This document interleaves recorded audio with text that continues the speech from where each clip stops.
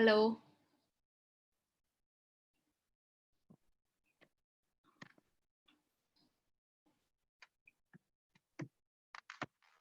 Hello, Reena. How are you? Hi, I'm good. Can't see others. Actually, they all are supposed to keep muted and switch off video.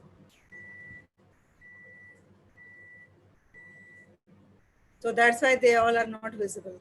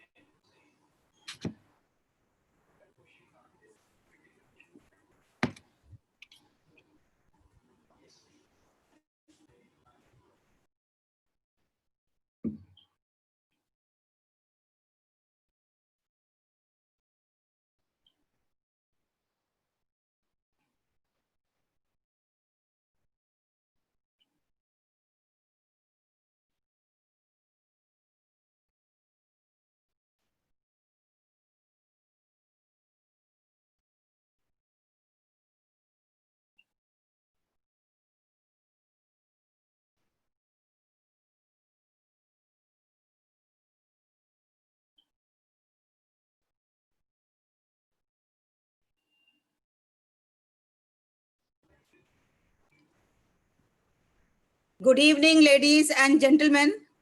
I welcome you all to the international webinar in early childhood care and education. The theme for today is modern early childhood issues during COVID-19. And on this important topic, we have eminent speakers from different countries.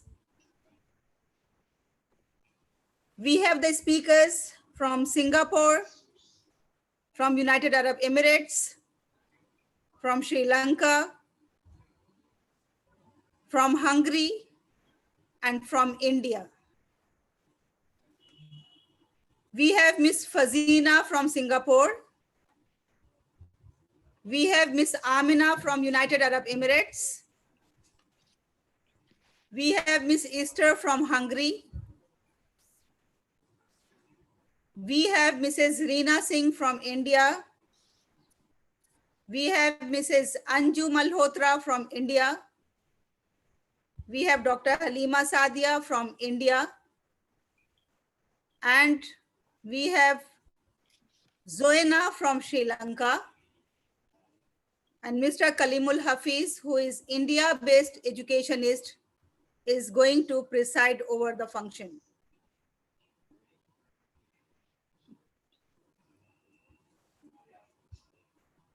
Before we begin our sessions, let me just announce a few things for our honorable participants. First of all, I request you all to kindly be muted and your video off during all the sessions. You will get chance to speak and to switch on your video during the question answer sessions, where we appreciate that the participant should ask the questions to the eminent speakers directly. Secondly, we have the time constraint. So I request all the speakers as well to kindly adhere to their time slot so that we can start at 3 sharp and we can finish at 6 o'clock sharp.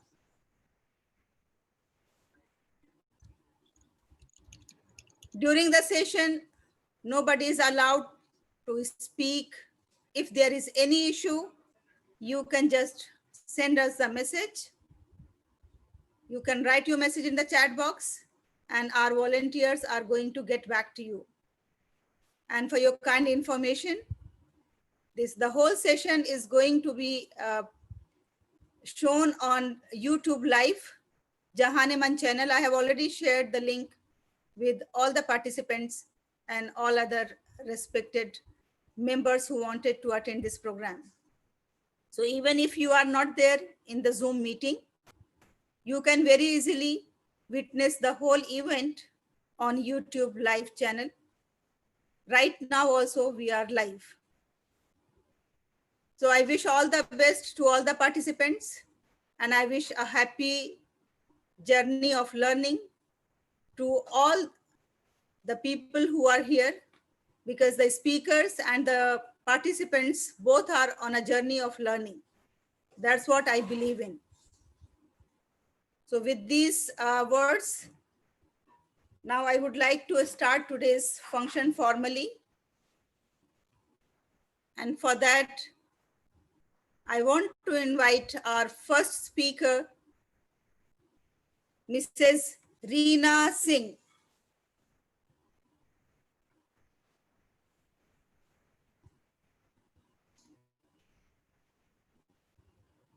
Our first speaker, Mrs. Reena Singh.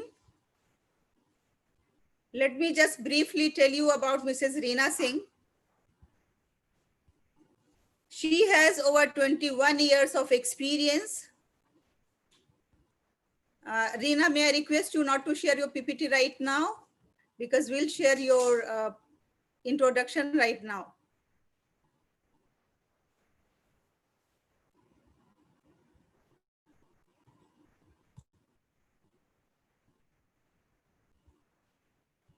And rest others, please switch on your switch off your video, please.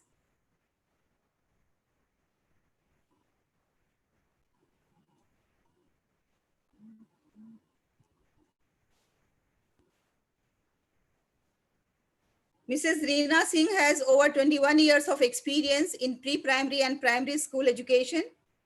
She is the founder principal of 3 schools, including Pathways Early Years, Gurgaon. Mrs. Reena Singh, a Montessori Radio Emilia, Playway, Value-Based Education, and PYP Certified Teachers Trainer. Currently, she is working on IEYC UK-based curriculum. Mrs. Reena Singh believes education is a lifelong learning process and formative years are the most important years in anyone's life. From birth to 6 years, we are creating a blueprint that will be a reference for all future development. We wholeheartedly welcome Mrs. Reena Singh on behalf of SAT and JAHAN-E. I am grateful that today Mrs. Reena Singh is with us. I request Mrs. Reena to kindly switch on the video and take her session. And I request all the participants to kindly give a big round of applause to Mrs. Reena Singh. She is with us now. How are you? Yeah, I'm good. Thank you so much, Halima ma'am, for your kind words. And hello, everyone. I would like to add one line here, which has a relevance to my topic for today. I recently had COVID-19 and now I'm fully recovered. You all, Great. you all can perhaps imagine the emotional turmoil at a personal level as well as my family front. During my illness, I had full patience and faith in my people that I would bounce back, and I'm here with you today. My experience highlighted the significance of understanding emotional needs, but as an adult, I am better able to communicate and understand my own emotional needs. What about our children? I would like to share my PPT based on understanding emotional needs of a child during COVID 19.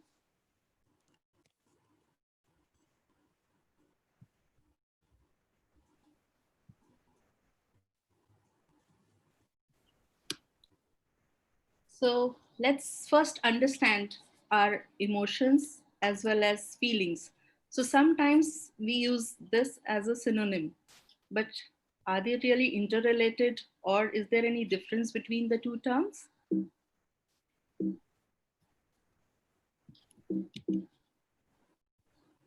Which are those two terms? I'm just sharing next slide with you.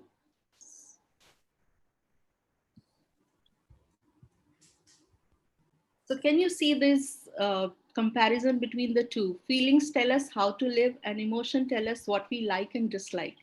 For me, the best takeaway out of this whole slide is emotions are intense but temporary, which I strongly believe in today's term because right now we all are fearful, we all have anxieties, we all have anger on our own circumstances, but eventually it leads to some kind of worry if we prolong it further. So we should be happy that our feelings are sustainable and we can control our emotions. We cannot impact our feeling all the time if we have good control over our emotions because emotions are temporary. So fear is one emotion which I would like to highlight here in terms of my own topic. With easy access to news media and the opinions and assumptions that sometimes appear in televised commentaries, Dr. Lawrence says children are bound to experience misunderstandings and that parents might not be aware of the fears their children have if they are struggling to articulate them. As I said, that we are adults and we can articulate better. So we need to understand whether our children are going through this fear as an emotion right now or not. You can see other words like love is a feeling, attraction is an emotion, bitterness is a feeling, anger is an emotion, contentment is a feeling, enthusiasm is an emotion.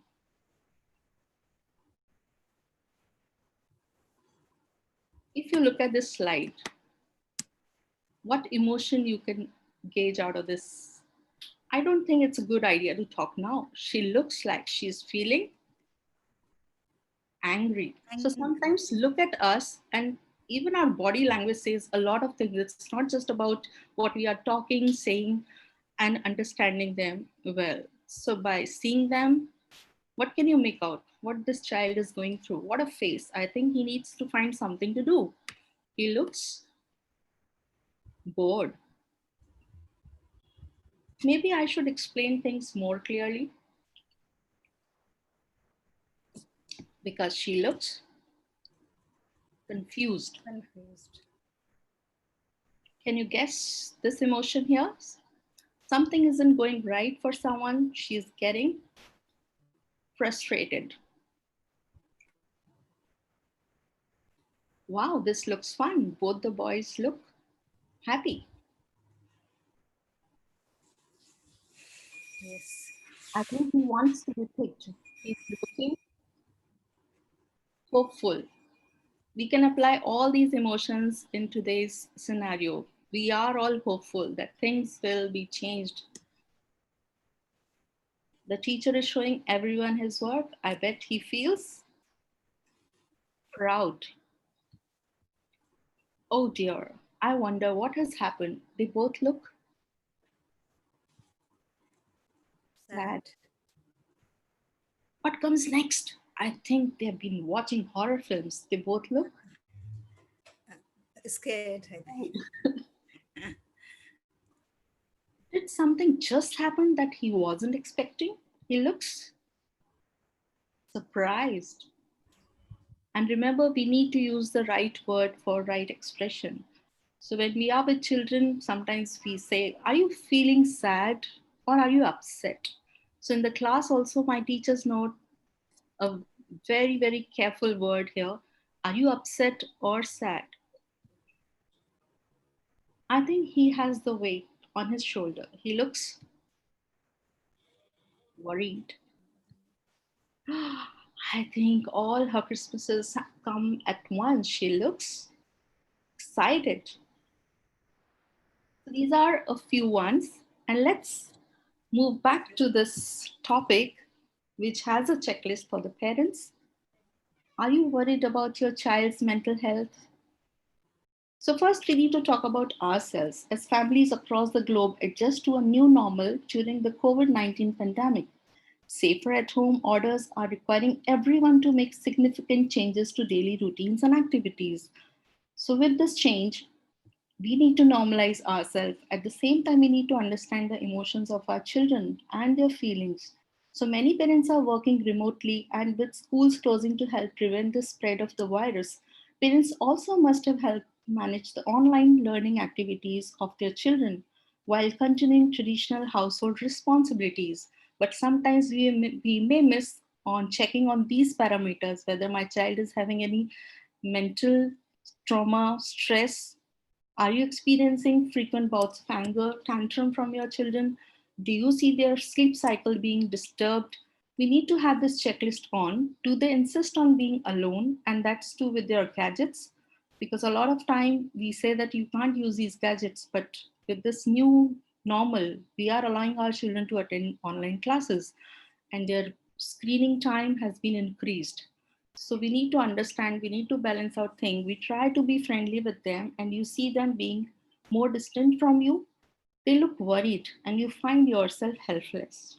They are seemingly okay, but are they? Many times, children don't share their feelings and emotions in clear words, but their behavioral change can definitely give you an indication that we need to understand what is troubling them these days. So, a very great instructor, Kahila Lawrence, PhD. She's working with USF School Psychology Program. She says that sudden life adjustment may cause many of us to feel mentally, physically, and emotionally drained, and that these feelings have no age limit. So, while social distancing from friends and classmates, parents may find these child showing new emotions and ideas during the COVID-19 pandemic. How parents can support their children's social emotional needs while balancing out their own responsibilities and duties.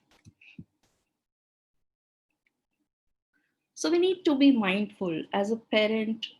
Teachers are also handling their own children. So it's for everyone. While our children may appear to be having some fun, we must remember that they are sometimes quite resilient at masking their true emotions.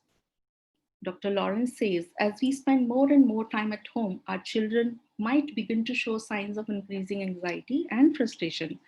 And we must be in tune to how they are experiencing, understanding, and attempting to cope with the reality that our daily routines and lives will be different well into the unforeseeable future.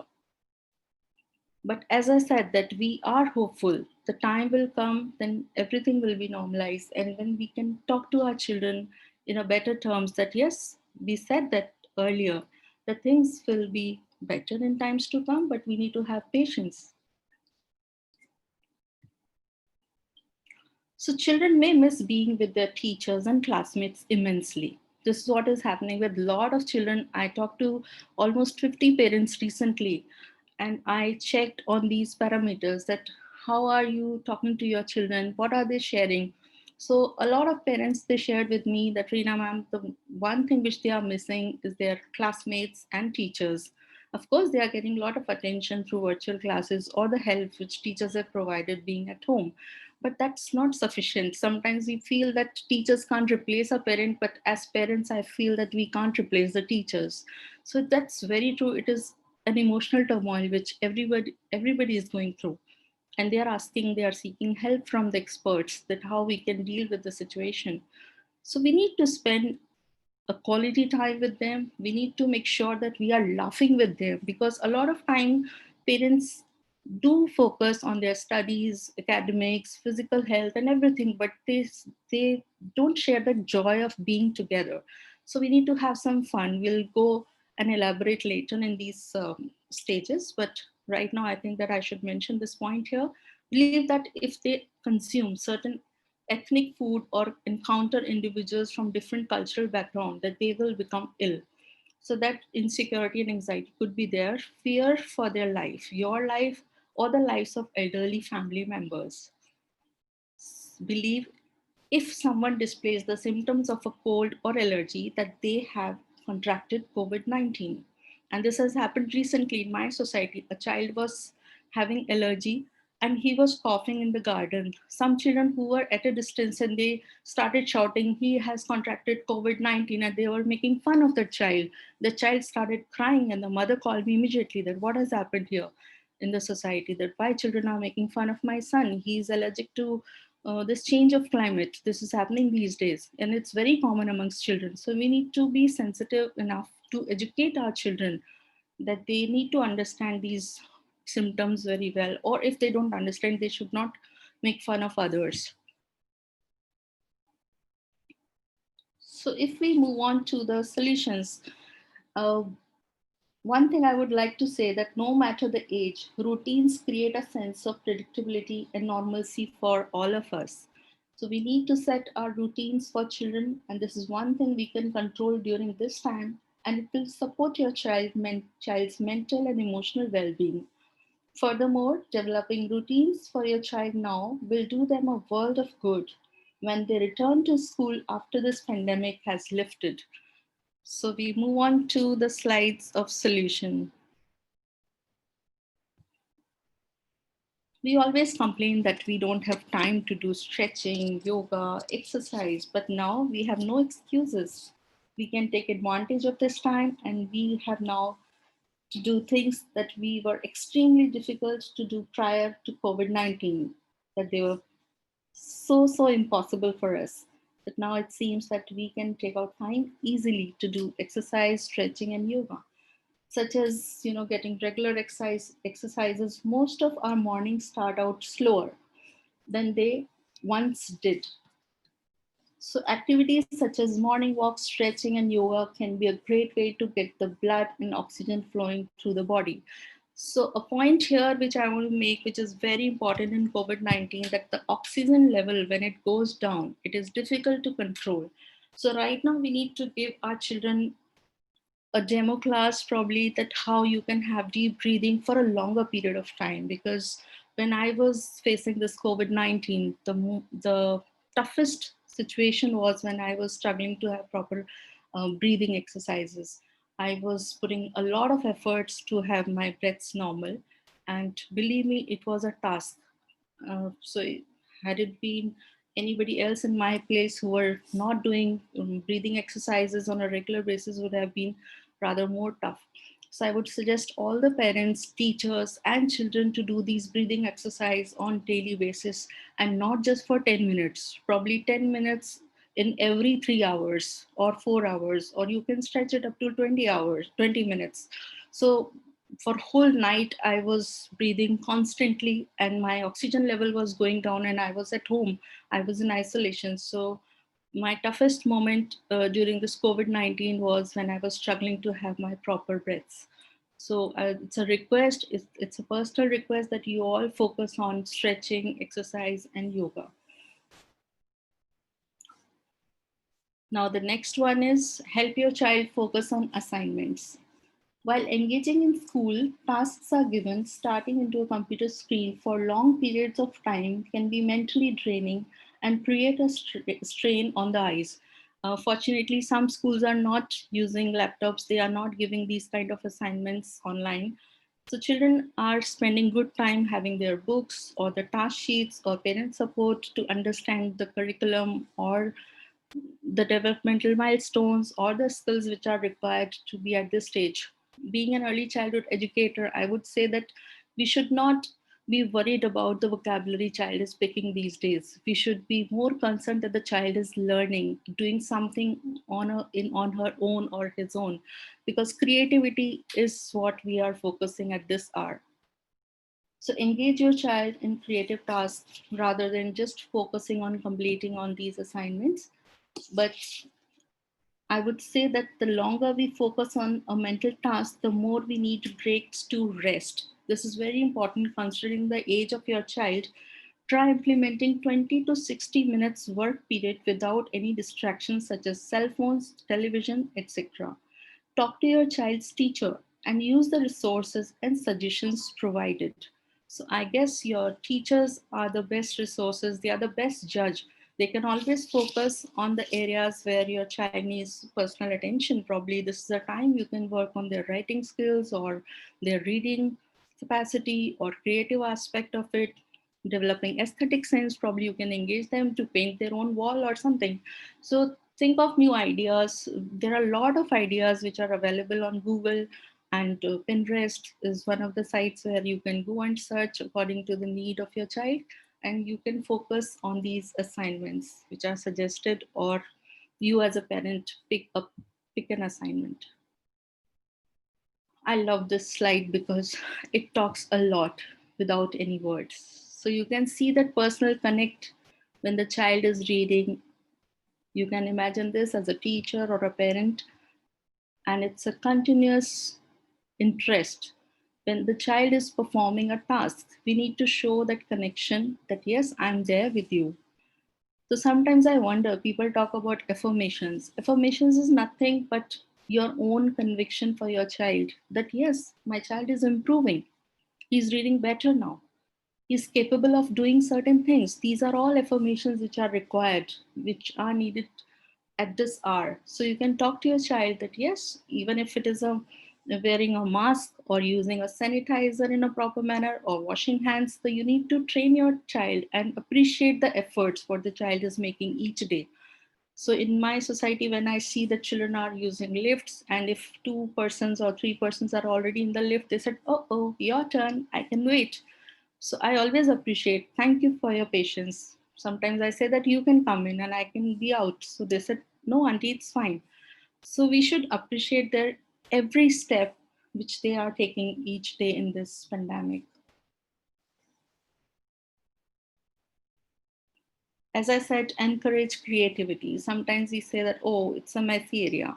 You are using paints and colors, and you spoil your dress or your face or something, but we shouldn't be afraid of trying out new things with your child. Maybe you can assign a separate area, a balcony, or any space in your house, and you can put newspapers, or you can provide them open space, because sometimes children, what they create when the open space is given to them, always giving an A4 sheet or a small paper won't give them enough space to create their own world. For them, a dot could be a mom. For them, a line could be a road map for the school.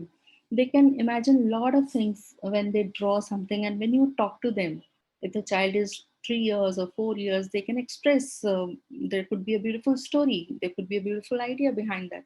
So we should never restrict them by providing them less scope to express. So this is how they express, even if they are not talking. This child is unable to talk at this age, but yes, the child is able to express the joy. You can see, you can make out that the child is playing with colors, maybe thinking something and relating, correlating things in past or present or future.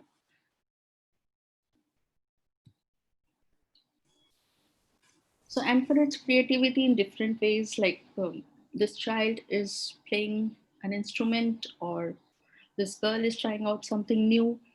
Maybe chopping could be fun, or you need to give them age appropriate tasks and assign them different activities. So creative time could be a great way to allow a child to decompress after engaging in school assignments, considering activities such as art, craft, singing, dancing, acting out a skit, writing, reading magazines or books, or maybe picture books, listening to music, playing with toys, cooking, and any other developmentally appropriate activity that might spark creativity and the imagination. So we need to understand that creativity is endless in all of us. Even if they see that mother is spending some good time in painting something, I often see that all the mothers are nowadays some posting their own creative ideas. Some are making good dishes. Some working moms have written nice poems, and they are also doing a lot of things in the kitchen. So that sharing is happening in our most of the social media platforms, and it's amazing to see the Instagram is full of creative ideas, and there are some good scores of playing games and creative ideas of by a lot of young children, mothers, fathers. So and one should not be shy away of doing anything in the house. And it's not just about when you are alone with your child and in your family. I've seen when the guests come, it is usually that the lady goes in the kitchen and she makes food. Why not the couple do cooking on a regular basis, and it could be a joy of fun for all the family members and the guests, those who are coming.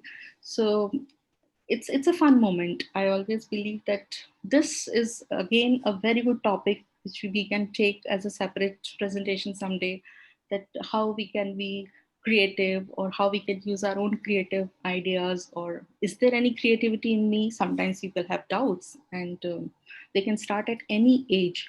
Believe me, my daughter is a lawyer, and she's going to be 29 now, and she has learned pottery recently.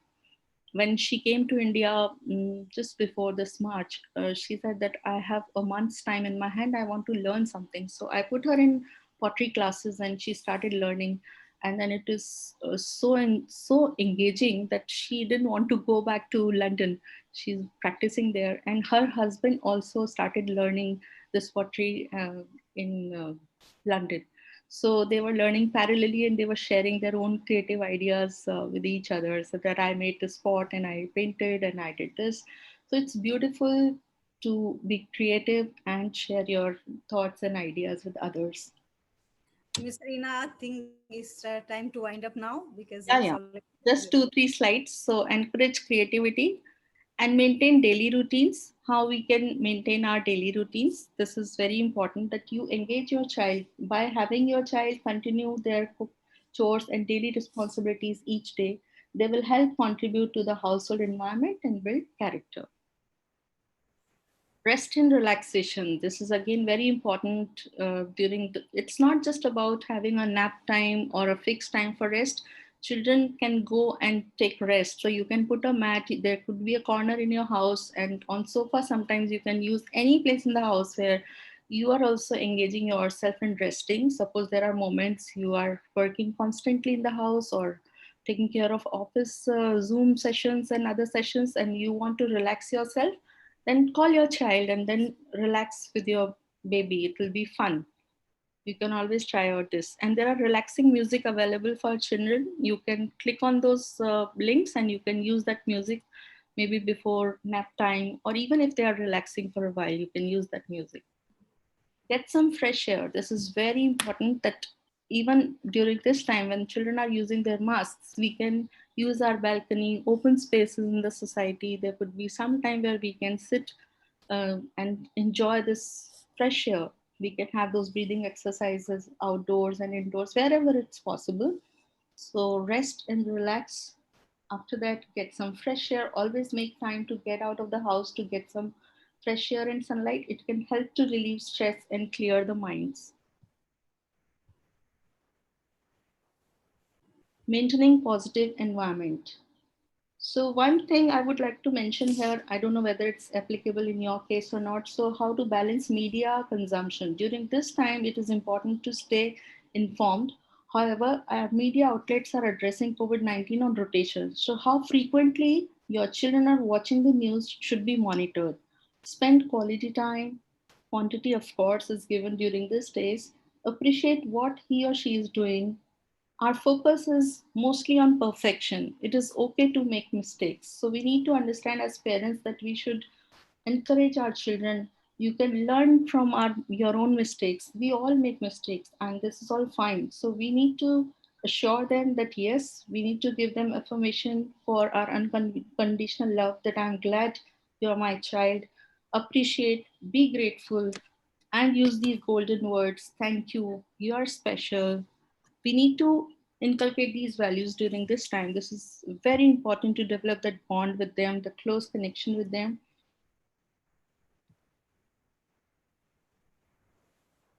You can spend some good time playing some games or word games, vocabulary game, chess. This is again age appropriate tasks you can pick. Nowadays, Monopoly, there are some sets of cards which are available. So it's very good for their mental exercises. And parents can definitely choose these intelligent games, and this will be very helpful for them. So always believe that I am doing better as a parent, teacher, and child. And we all are in learning process, as ma'am said earlier, that we all are learner. We learn from each other, and this is how we grow in positive direction. Thank you so much. And you can note down my number and email address if you have any questions. And of course, I'll be there in the end for question and answer rounds. Thank you. Thank you so Thank much. you very much, Miss Reena. It was really a wonderful session, and like how the time passed, we couldn't even realize. And thank you very much. And Jahan-E and SAT both are very much grateful and thankful to you. And congratulations on your recovery from COVID-19. It was really, we are very much scared of this, and we are so horrified. But when I see you smiling and then doing such a wonderful session, so now I think our fear is reduced. On. Yeah. Maybe this pandemic is not that horrified as we all are imagining and thinking. It's all willpower. We can cope with any kind of situations in life if we are positive about it. And a lot of time, even doctors gave up. In my case, my husband was very panic at that time that you should be hospitalized, your oxygen level is going down. But I had continuous breathing exercises, and I said, no, I am better at home, I won't be hospitalized in any case. So After your like advocation about breathing, I feel that we should do deep breathing. so that's the only challenge when it comes. Yeah. So thank you very much, Reena. And now it's time to invite our another guest who is from UAE. So here we go. Mrs. Amna Abdul Karim Abdullah.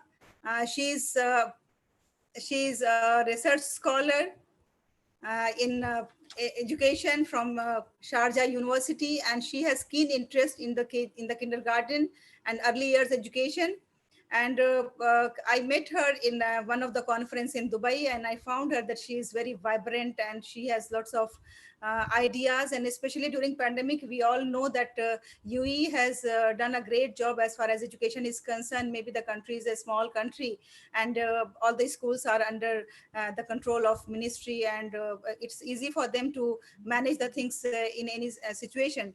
So Amina Abdul Karim is the best person who is going to give us the first hand knowledge about what is happening in UAE during this pandemic, how the schools are going on, how online teachings are going on, and especially with the reference to the early child care education, we would like to know that how kindergarten is benefiting in this situation. So may I request Miss Amina to kindly switch on your camera, and I request all the participants to kindly give a big round of applause to our next speaker, Miss Amina. How are you, Amina? Fine, how are you all? Good. So Amina, here we go, and you can start your session. Yeah,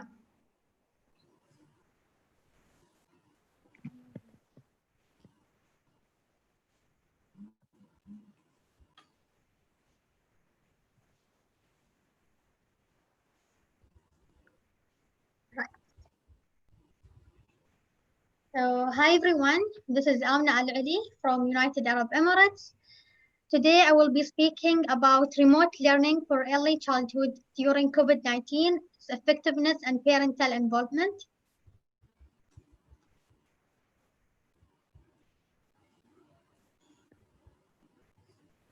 Right. So, first, we will be explain what is remote learning.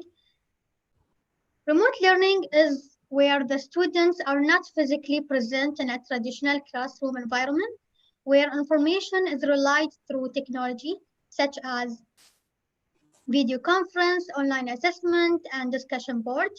Remote learning provides an opportunity for a student and teacher to remain connected and engage with the content while working from their homes. Transitioning to remote learning and can keep students on track so that when they return to physical school environment, they will not need to complete a lot of makeup work to be ready for any schedule assessment. As well, they will have a social distance to be safe from the virus.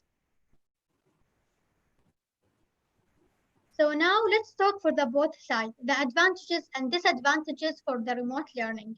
Start with the advantages. First, remote learning will have a lot of flexibility where the student can join the class anytime they are free, anywhere, easy access where they only have to provide device and internet. As well, they will learn using technology, which specifically with the early childhood, they have to learn new technology. And as well, as I mentioned, they can use it anywhere at their home, uh, at their any place they can choose. As well, they can be engaged in online activity where, as a teacher, they must create an creative activities where all the children can use and play. As well, it will increase parent involvement. Um, Remote learning really engage parents to be involved in their child education. Now let's talk about the disadvantages, which is the lack of social interaction. Interaction. Some students need to have social interact with teacher. They have to be physical there in the classroom. So it might be a problem for this kind of student. As well, some format is not ideal for all learners, where there are many kind of students. There are some students who prefer uh, the kinesthetic, the movement. Some students prefer listening. Some students prefer visual things. So it depends on the learners. So not all the learners will be it will affect on them. As well, misuse of technology, where some children may use the technology only for their playing games or watching YouTube cartoons. So yeah, there must be a parent who can mentor their child. As well, it requires investment, where some parents are not involved in their child education.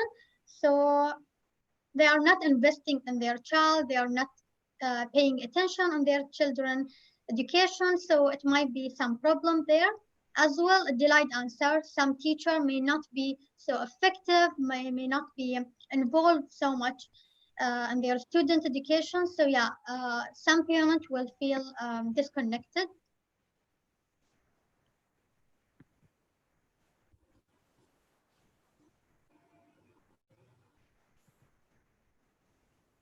All right, so now let's talk what is remote learning, how remote learning will effect on child education. First, when the parent is involved in their child education, they will see how their child will get a higher grade, they will behave better, they will improve their education, they will increase their confidence, they will be better mental health by being happy, they will feel someone is supporting them, someone is with them. As well, parents will benefit too, where, as you can see, some parents are doing their child project, they're doing their homework, so it will benefit the parents too as well, increase their knowledge. Now, speaking in the United Arab Emirates, in the midst of the COVID-19 pandemic, the UAE implemented distance learning for all students in the UAE from March 2020 until June 2020. The decision applies to all UAE public and private schools and higher education institutions. UAE government enabled and ensured the continuity of learning for more than 1.2 million students in the UAE, conducting a one-week remote professional training for more than 25,000 government school teachers and administrators, in addition to more than 9,200 private schools and teachers and principals. 185,000 students and parents participate in evaluating and improving distance learning experience. The Ministry of Education, in collaboration with the Microsoft, has provided a smart learning ecosystem where to provide a distance learning. This program aimed to enhance safety and student society. As you can see in the picture, Sheikh Mohammed bin Rashid Al Maktoum, the Vice President and Prime Minister of the United Arab Emirates, are practicing how the remote learning will be looking at. As you can see, he's having a meeting with some students. As well, here are some pictures about how remote learning will look like.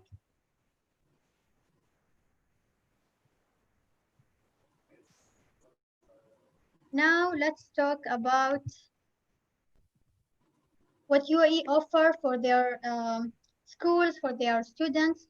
So first, UAE offer a managing student behavior list, as you can see here.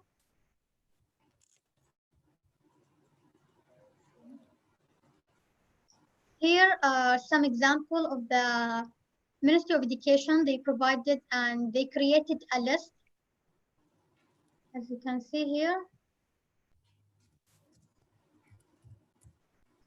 to ensure student behavior, the value.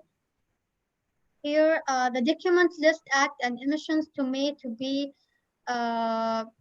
like an instructions for students, for parents, so that they are aware of what is happening. They are aware of their child behavior. So here, what Ministry of Education provides, as you can see here, right?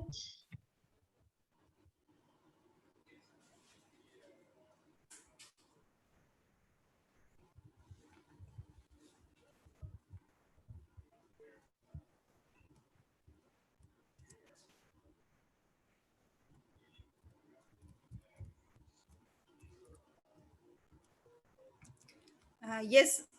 Yeah, I want to stop this one. Wait. Okay. So with this, you want to come to the end of, this is the end of your today's presentation, your presentation? No, I want to, wait, I will stop sharing with. All right.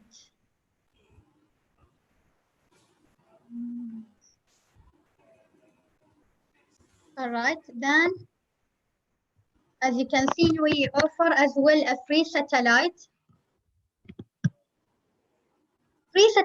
broadband services in areas where some areas are not having a good services to catch the Wi-Fi.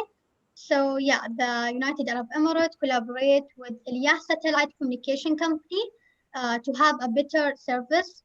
As well, provide free home internet connection. Some home in UAE, they have a poor connection, or maybe they didn't have internet at all in their home. So UAE provided a free mobile internet package through Do and Ittisalat to enable distance learning for their children. So as you can see, UAE is really making sure that internet education is provided to every home in the United Arab Emirates. So now, as you can see, parents now become their student and their children teacher. So here are some tips for parents. First, they have to help their child maintain a schedule. As a parent, you have to create a schedule for your student so that they can study, have a time for everything, study, play, and everything. As well, provide necessary material to complete all assignments such as Wi-Fi, books, pens, and all of that. As well, dedicate a space in your home for schoolwork. For example, in your living area or in their home, provide a small area where they can have their study. As well, ask your child about what they are learning. Make sure all work is completed. Help them check messages and communicate with the schools, such as emails. Let them write their messages to their teachers. Let them lead their education. You only have to be a mentor for them, but all the work they have to do. As well, encourage self-direction, help them find their own motivation. As a parent, you know how your child will behave, you know how your child want to learn. So focus on this area and try to work on it. And yeah,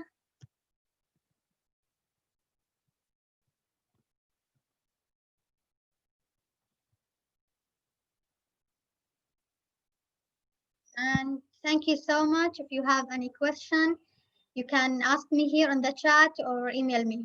Thank you so much for listening.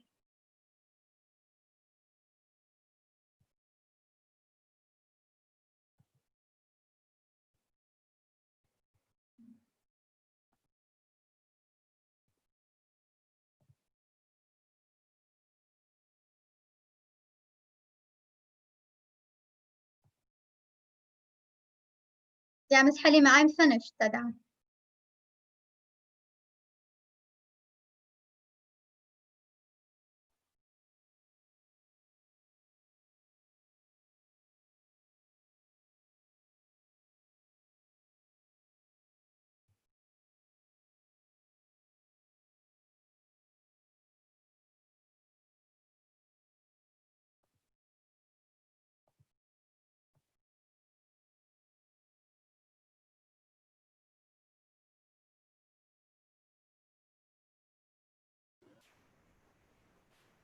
Thank you very much, Amina. Thank you so much. Thank you so much, Miss Halima. Yes, actually, there was some crisis. Somebody has muted me because there are so many hosts today. So that's why I exited and then I came back again. So thank you, Amina. It was really a wonderful presentation, especially when we came to know about the UAE's initiatives regarding the education. I just wanted to ask a quick question, although the question answer session is afterwards, but you have 1 minute time. That's why that whether all these things, whatever you have just now explained to us, it is implemented on pre-primary education as well, or it is Yes, for the, all kind of levels of education. Yeah. okay, for all. Okay, so thank you very much. Thank you. And I request all the participants to give a big round of applause to our young, energetic, and knowledgeable speaker. And I wish you all the best for your future endeavors. Thank you Thank very you much. so much. Thank you so much. Madam Ji, okay. So now we'll move to the next participant. And our next participant is from Hungary. I believe that we are not hungry, isn't it? Are we?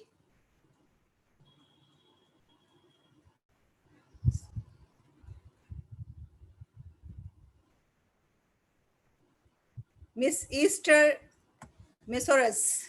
And let me just tell you a few things about our next speaker, because she is again the young and very energetic speaker.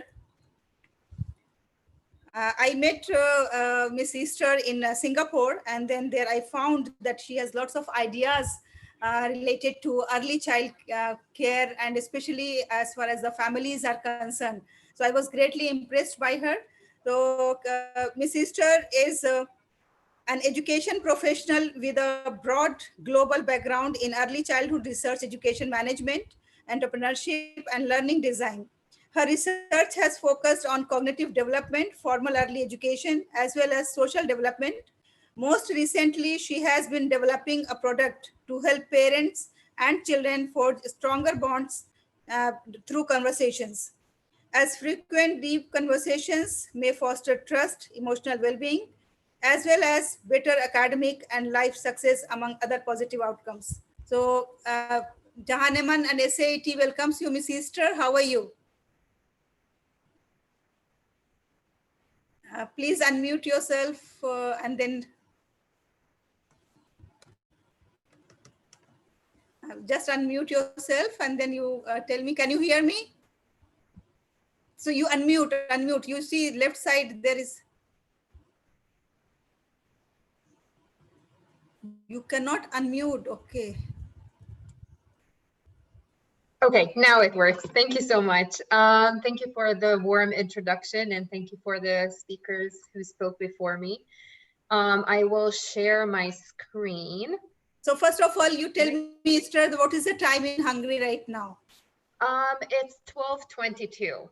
So Oh. it's And here it's a it's little 4. earlier than in India. Yeah. Yes. It's a little earlier. It seems like I can't share my screen. Am I? You can't? You No. can, you can. Just a minute. You give Okay, me one minute awesome. time.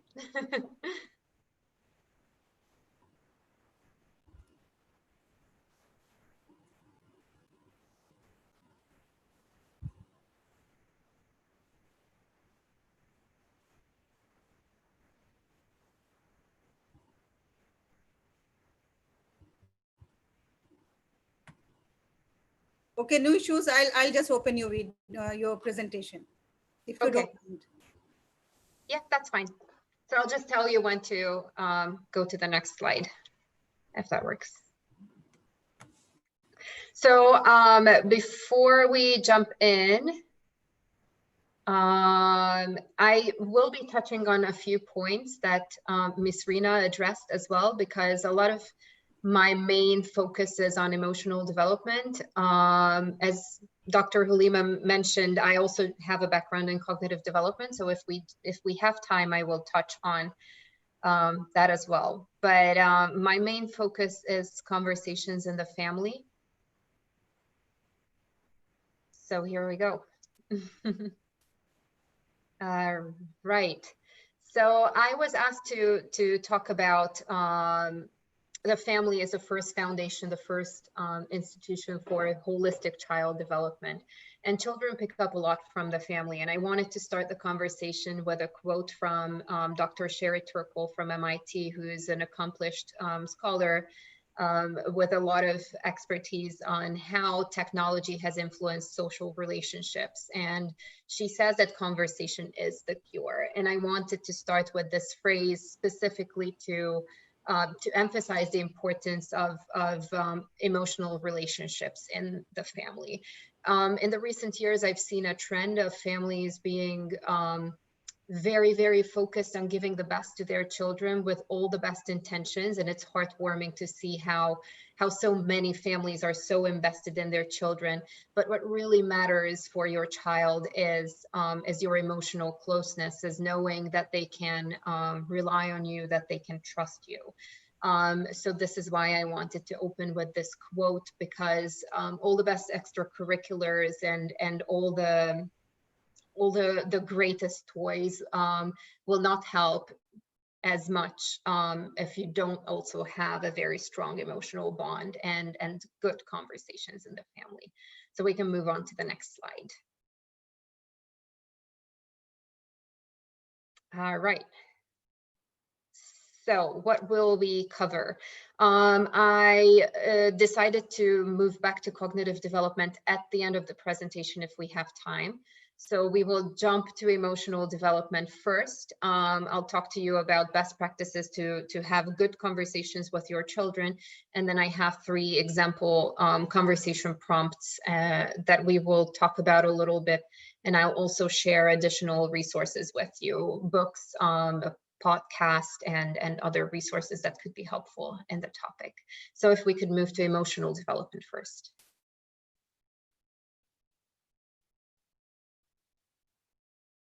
All right, so I'm sure that you're all aware that emotional development is very important, and Miss Rena has touched on a lot of very important points too.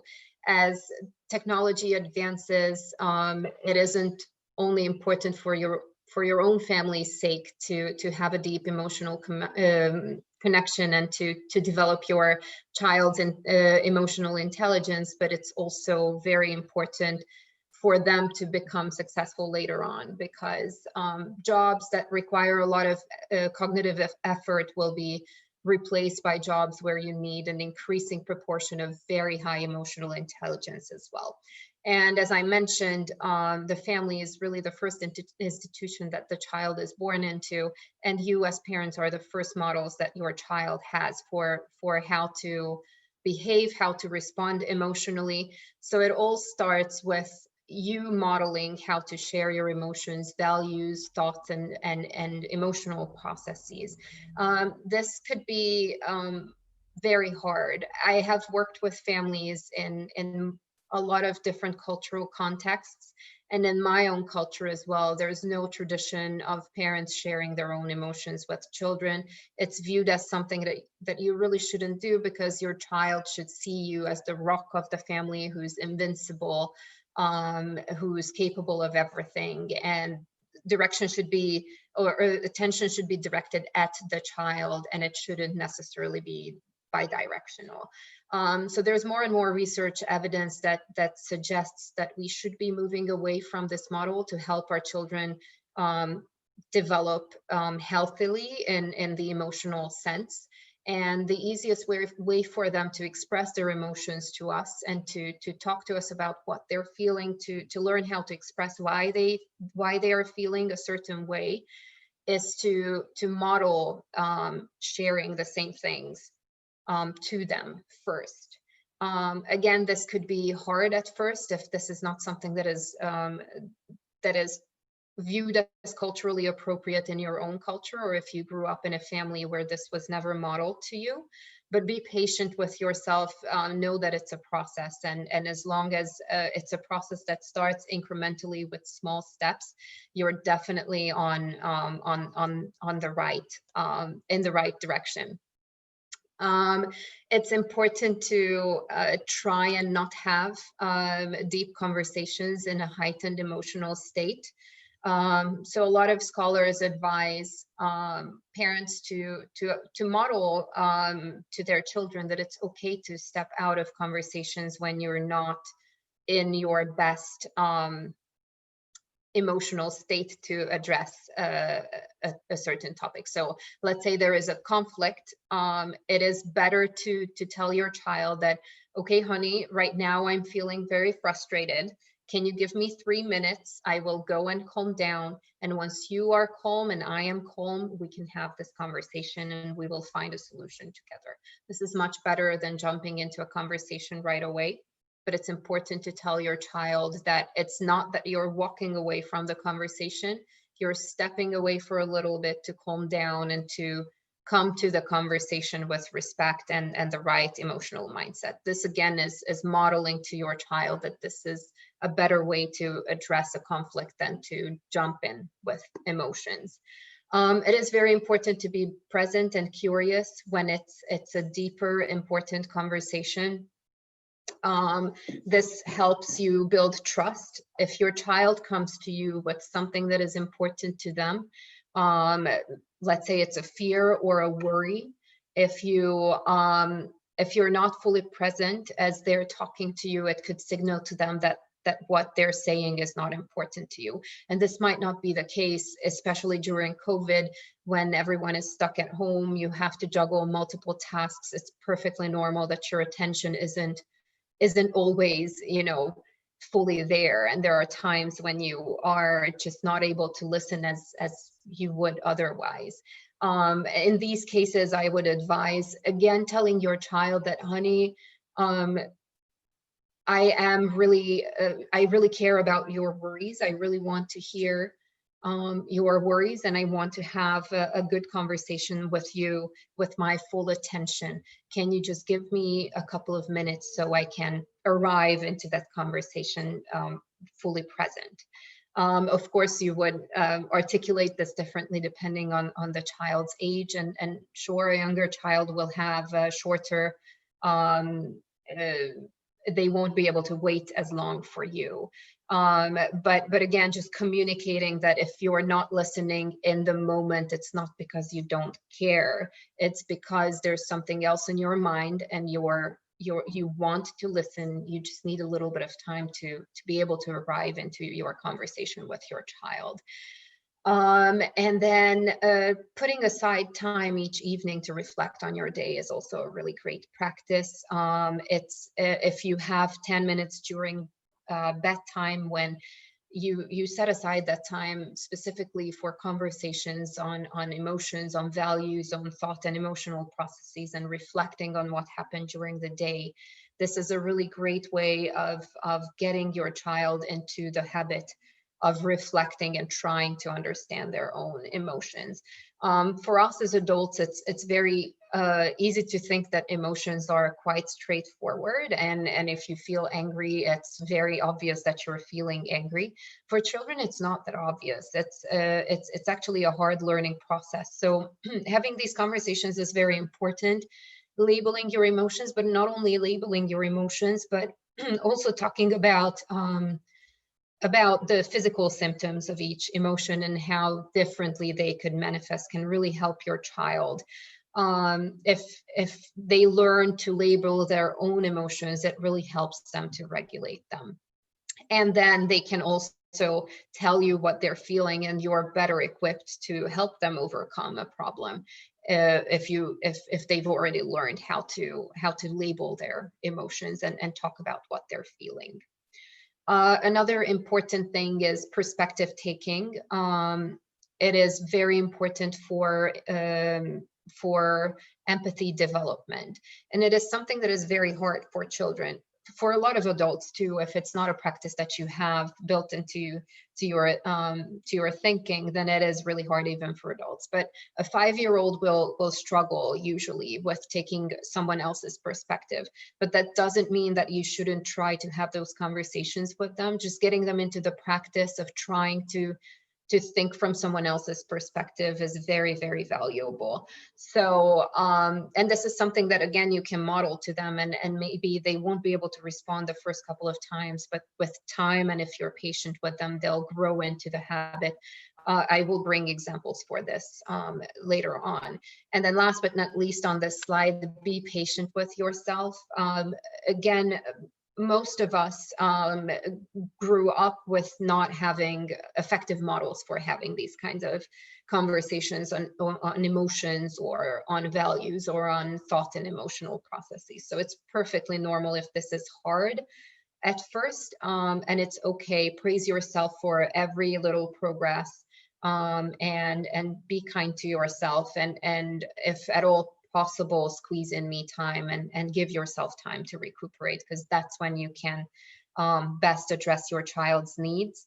And I just heard about a recent study yesterday. So when it comes to anxiety during COVID, it was found that children's emotional responses to COVID mimic their parents' emotional responses. So if you want to help your child deal with COVID better and become resilient in the process, it will only happen if you take care of yourself as well, and you're aware that your own emotional needs are very important too. Okay, we can move on to the next slide.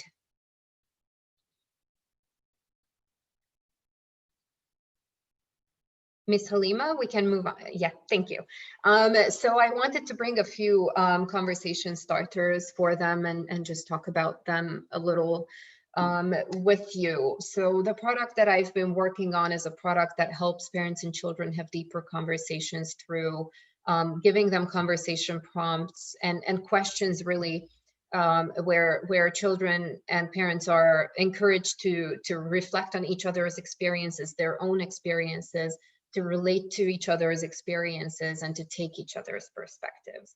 And I took 3 prompts for today's purposes. They're all very relevant to responding to COVID-19. So one important conversation to have is talking about anxiety.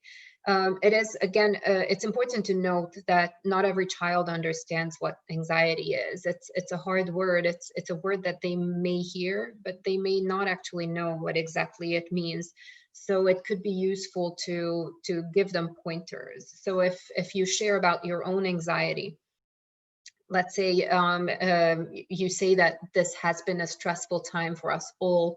Work has been much harder for me now that everybody is at home all day, and I find myself having to do more than I was used to.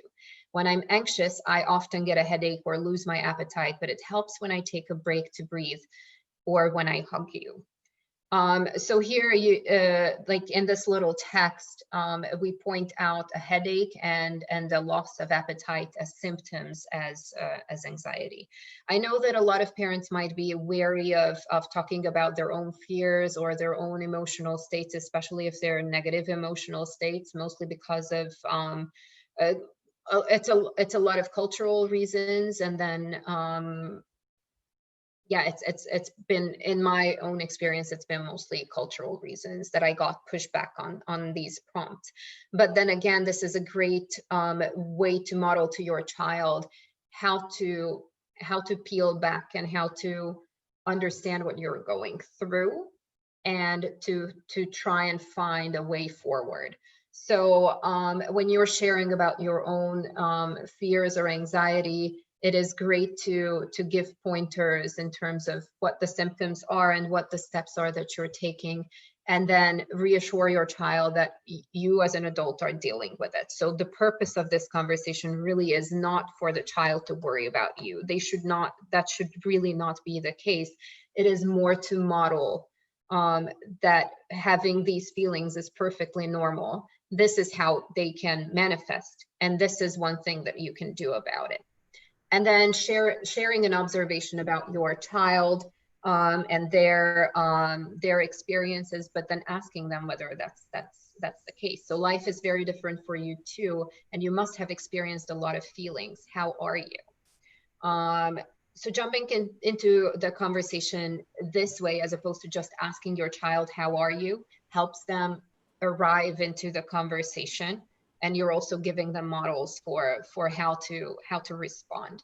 So some follow-up points to touch on are talking about what anxiety feels like, as I mentioned, like physical symptoms, which could be different for your child and for you. It's not necessarily the same. And talking about what has been helpful before, trying to find times when your child was successful at overcoming anxiety, asking them to reflect on their own experiences. This again will be very hard for them at first, but if you build this into your daily life, these kinds of conversations, it's going to get easier and easier with time. We can move on to the next slide. So we are at the end. You have 2 minutes more. Okay, so then let's maybe we can share the presentation with participants. So let's just jump to resources then. Okay. What do you want? Which one? Resources. So go towards the end, and there's going to be one called resources, I think, after this one. Reflections are there. After this one. Okay. Yes. So I just wanted to share further resources because, of course, this is a very short span of time to go through all this material. So if you have the time for books, then 2 books that I highly recommend. Both of them are available on Audible, so you can listen to them when you have time, when you're driving, or really whenever you have time, you're cleaning the house or cooking. Raising an Emotionally Intelligent Child is a fantastic book by John Gottman. And then another one that I've really appreciated was The Awakened Family by Dr. Shefali Tabari. And then if you go to the Lego Foundation's website, playlist.legofoundation.com, they have resources for activity tips for families during COVID. These are really, really great resources, and it can help you shake up your family life and bond with your children. There's also an app that I would highly recommend. It is developed with the help of Stanford scholars. It's called Kinadu. It's for children between 0 to 5. So if you have older children, it's going to be hard, but it's a fantastic resource, and it looks at the child's development holistically. So you'll have cognitive tools and you'll have emotional tools as well. There's a podcast that I really liked, Oprah Winfrey's Super Soul Conversations with Dr. Shefali Tabari. It's a half-hour program. I would also recommend it if you're more pressed for time. And then the last resource is a prototype of my product. It really is still a prototype, but I would appreciate if you took the time to have a look. If you look for the Furball Social Emotional Learning cartoon for families on YouTube, you'll see this little cartoon video. The video itself is 5 minutes, but it's interactive. You will be asked to answer questions, and your child will also be asked to answer questions. So how long the experience lasts will also depend on how deeply you answer. And I would encourage you to really explore topics as much as possible. So thank you so much for your time and attention. If we move to the last slide, you have my contact info there. And then, yeah, I'm happy to take any questions via email or during the Q&A session afterwards. So the next slide after this is my contact information in the other direction. One more, yes. So there's my email. If you search for me on LinkedIn with my name, you'll also find me with this photo. So feel free to reach out, and thank you so much for your attention. I hope you've gotten some useful information out of it. So thank you, bye. Okay, thank you very much. It was really fantastic, and it was like full of not only informations, but the guidance as well at the same time. So we'll get back to you, Miss Easter, during the question answers time. Now it's time to move to the another speaker, and I would like to request our another speaker who is from Singapore. So let me invite the next speaker from Singapore, Miss Fazina Mohammed. Miss Fazina, you are requested to kindly switch on your video. And yes, Miss Fazina is here. And we all will be very happy to know that in Singapore, even the infantry has lots of regulations and rules and guided by the government. Infantry means furthermore, Fazina is going to explain, but she has started from fundamental in infant care and upgraded till ECE, and being in the world for 10 years. She had always wanted to study the children, and she believes that there is no ending of child learning, no ending of child knowing. So Ms. Fazina is the expert of not only early child care, but even before that. In her infantry, you will find the children of even 6 months old, 8 months old, but all are guided by the ministry, and under the guidelines, they are taking care of these small kids. And today, Fazina is going to share some of the best practices of how in Singapore they are managing this type of practices. Welcome to the show, Fazina. Thank you, Miss Halima. How are you? I'm good. Thank you. How about yourself? We are also good, and we are very keen to know that how infantry works there in Singapore. Sure. So, let me share my screen. Yes, sure. You can share your screen. You are the host. You can share your screen yourself. Will do. Thank you. Or you want me to share, then I can share if it is not being done from there. Yeah, I will control the screen, Madam Halima. Thank you so much. Welcome.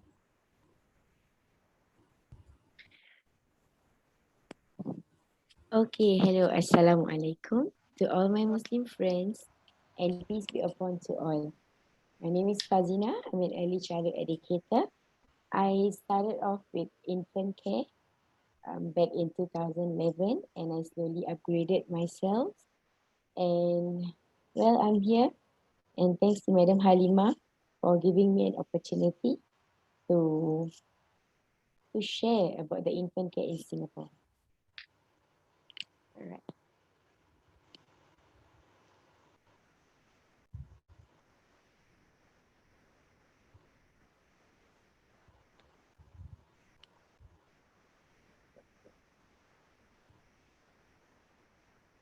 Okay, firstly, let me introduce the Early Childhood Development Agency, ECDA, right?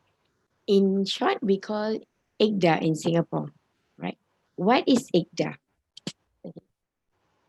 ECDA is an agency that all the kindergartens, childcare centers, and infant care centers being taken care of, right? Let me repeat, it's the Early Childhood Development Agency. In short, we will call this ECDA.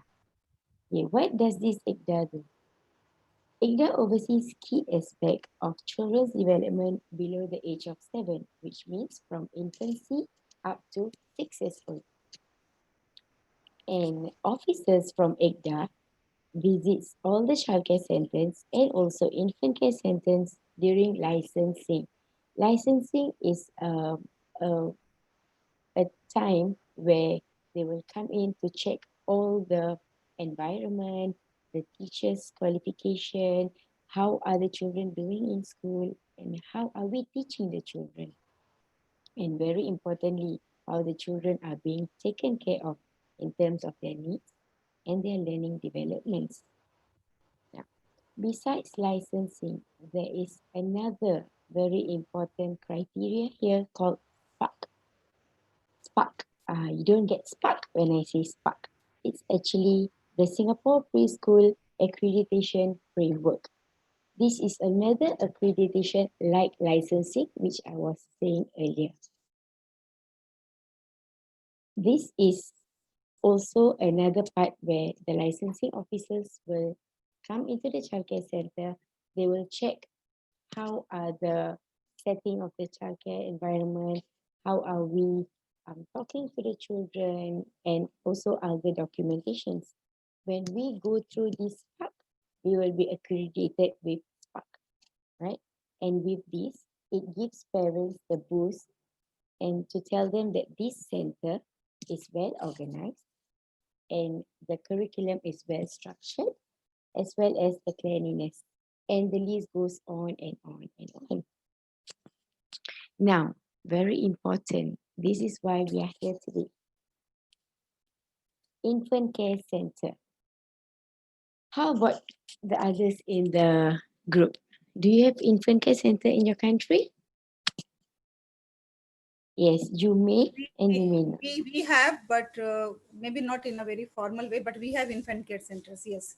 Ah, okay, that's nice to hear. Maybe we can exchange the infant care ideas later on, right? Yes. In Singapore, infant care started in early 1990s. This was mainly catered for the parents who has given birth and they had to return to work after their 2 months maternity. So at this juncture, what will happen to the child? Who is going to take care of the child? As you know, Singapore is a country where we have to go to work due to the economical issues. The people in Singapore have to go out to work. Therefore, they need caregivers for their young infants. So where are they able to send their children? Are they going to send it to their neighbor, their grandparents, their aunt? Who? Are they trusted enough? Usually in Singapore, the first caregiver will be the mother. If the mother is working, then the next one will be the grandparents. But at their age, do you think the grandparents will be able to take care of the infants? Yes, they may be, but will they be able to attend immediately to their child? That's why there comes the infant care services. Singapore government recognizes this, and therefore they created infant care centers for the children to be taken care of. Now, let us see what will happen if the parent are the one, if the mother is the main caregiver of taking care of the children. Okay, the mother will be involved in the child's development directly, like they do not have to ask others, how is my child doing? Has my child started walking? Has my child started talking, started cooing? So the mother knows the child's developmental status directly without getting to know from a third party. And it is lined with the mother's preference. The mother will have the secureness in looking after their child themselves. You know, they do not have to go and fetch their child. They can do everything there and then. There's no need for the mother to sign in, to sign out. Everything is according to the mother's preferences. And very, very importantly, the bonding, the mother's bonding with the child will be very strong. You do not have to ask, what did my child eat today? Did the child eat well? Did the child sleep well? Did the child pass out motion? You don't have to inquire all this. As a mother, they will do everything, and when the bond is strong, they do not have the worry to send the child to school. This is the positive aspect when the mother is looking after themselves. Now let us go to the next challenging aspect. Why do you think some of the parents are unable to look after their child? Is it because they are young parents? Is it why they're unable to? Or maybe they do not have enough knowledge on looking after their child. So there could be many reasons, but some of the, I would not say negative aspects, I would rather say it is challenging, right? I believe we can change the negative to positive, right? So we will use the word challenging here, right? Okay. Mother finds caregiving tedious, all right? A young mother with no experience may find it very tiring. She would not be able to juggle her housework with looking after the child, the infants. As all of us know, looking after an infant is not easy. Yes, at the infancy, from the time it's born to the 4th month, it's a bit easier as the child will be just drinking milk and sleeping, drink milk, sleep, and that's it. But when the child reaches the 5th month, the child will start having eye contact with the educator. So the child listens, the child knows whether you are hugging the child, whether you are near to the child, whether you are talking to the child can feel your vibe. So it's not an easy task to be with the child at all times. So this young parent may find it very tedious in looking after the young child. The mother has no time flexibility. If, for example, the mother is working, the mother may not be able to juggle her work and the child. Definitely, the mother wants to give full love, full caregiving to the child. But if she is working, she may not be able to. And very importantly, if the mother is not working and the family may not have additional income, and it's going to be tough for the family to move on with their family life. Now, to sum up all these positive and challenging, right, by sending their infant to the infant care. Now, let us look at the positive aspects when the child is going to the center. What happens? There is an open communication with childcare centers. The mother will relate what are some of the difficulties she has. And there will be proper supervision at the childcare center, such as the teachers are at all times looking after the children. In infant care setting, for your information, our eyes has to be 360 degrees, right? We can't leave the child alone even for a minute. We have to be with the child at all times, right? But if the child is in the grandparents' house, for instance, the grandparents may leave the child a while to make their milk.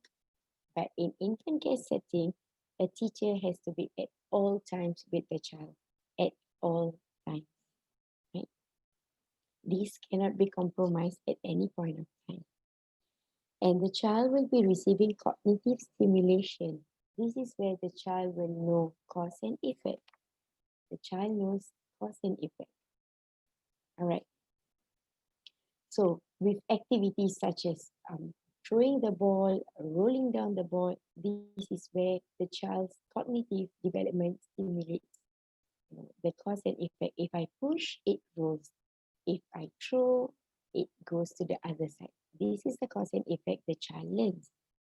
Whereby if the child is under the care of the domestic helper or the grandparents, they would be carrying the child most of the time. Yes, because they love the child, so they always carry.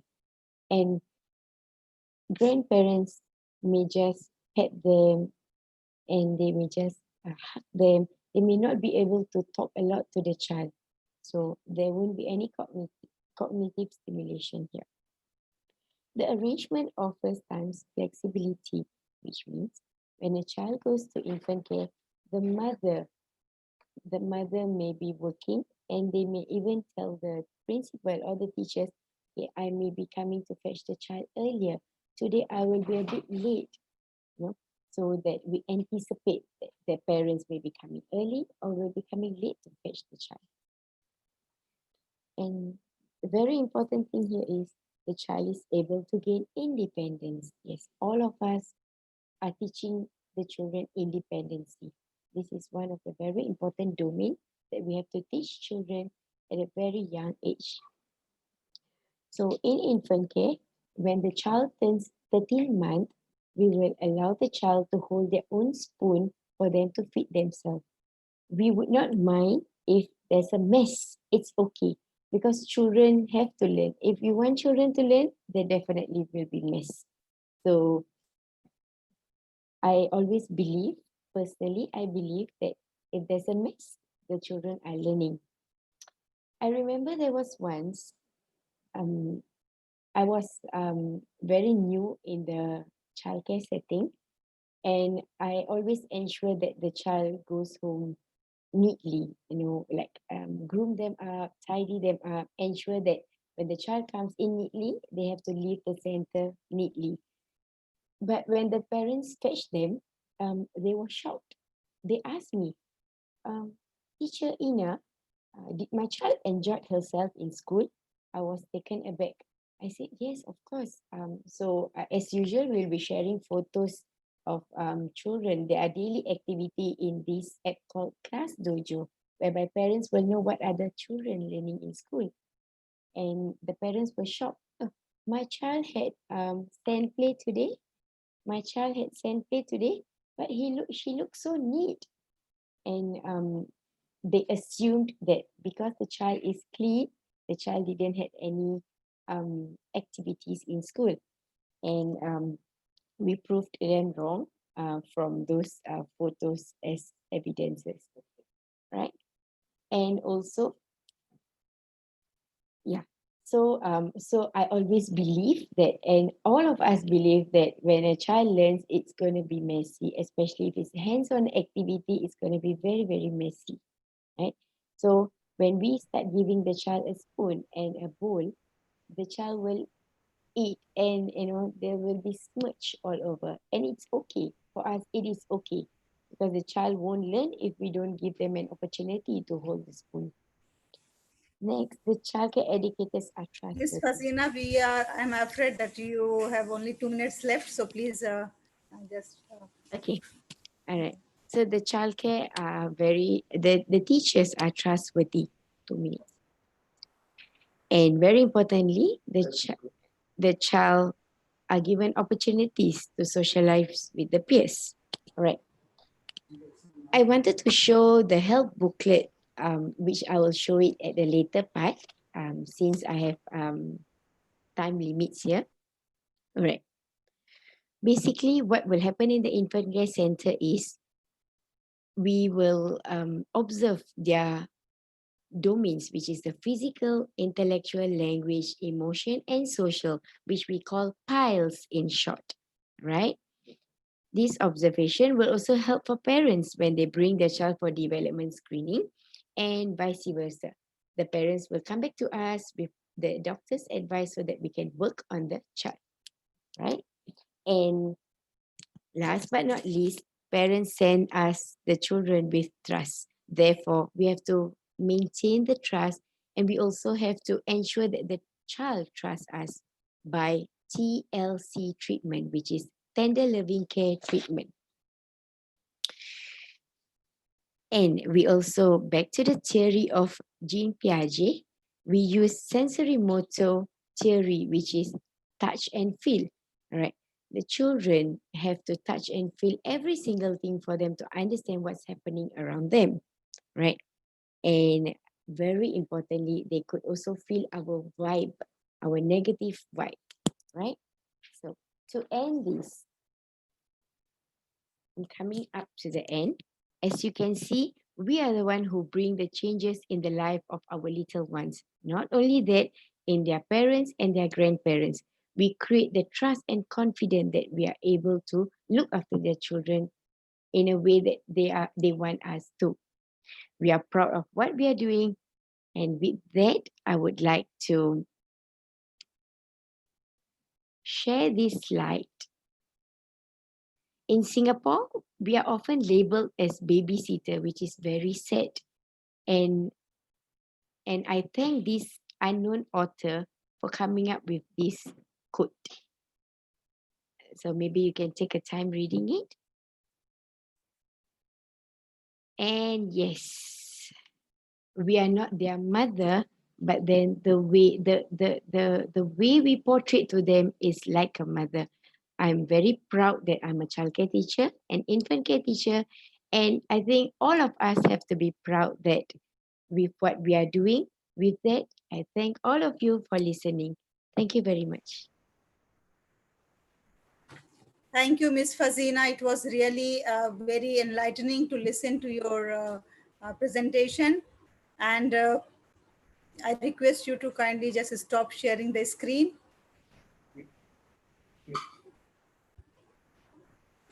Yes. So thank you very much, Ms. Fazina, and I request all the participants to kindly give a big round of applause to our speaker, Ms. Fazina, who has spoken with lots of, I was seeing that lots of affection was there when you were talking about the small kids, when you were talking about the infants, when you were describing your job. So there was lots of a sense of pride in that you are taking care of the small kids. And really, if it is like you said that government has streamlined and government has given the guidelines, this is really a very good initiative, because nowadays in most of the cases husband and wife both are working, and they face lots of problems where to keep the children, and whether the caretaker is experienced or not, where caretaker is confident or not. So it was really a very good session, and I hope that all the participants must agree with me that they have gained a lot from your presentation. So SAET thanks you, and JAHAN-E thanks you. And inshallah, in future, whenever there is such type of program, I expect that you will spare your valuable time for us. So thank you very much. Thank you. Take care. And now this is the time when I'm going to present my presentation. And the topic given to me is, you all must have seen the topic of my presentation. Let me just explain, and let me just inform you that my experience in the field of pre-primary education is 6 months of teaching and 5 years of heading the institution. So I was when I was a fresher teacher in 1993. At that time I found at that time I was given the responsibility by my director that I have to take care of the small kids, because the teacher was on leave.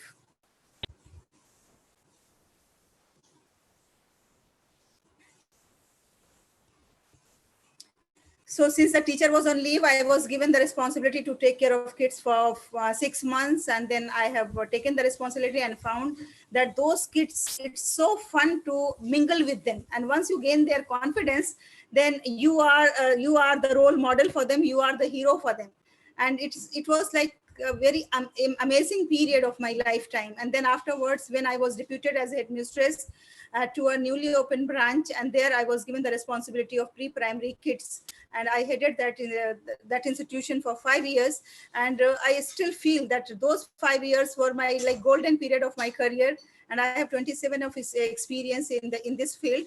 But those 5 years I still remember. Whenever I feel any stress on myself, and whenever I feel that I am certain worries are there in my mind, so I always prefer to go to the pre-primary section of my school. And that pre-primary section, I have named that section as the stress buster. That is the term I have given to the pre-primary section. So when suddenly in the month of January, we started talking about the pandemic. And then after that, in India, it came, I think around in the month of March. And then the schools were closed. And then the concept of online learning came into existence. And then we all tried to switch over to the remote learning. So at that time, I realized that many things are being done in the field of education as far as online teaching is concerned. But the pre-primary section was still one area where I found that the parents especially were not at all serious, and the teachers were also like feeling uncomfortable how to handle the children in this type of system, in this type of methodology, how they are going to reach to the small kids. And it was really a challenging task for the teachers. That's what I realized.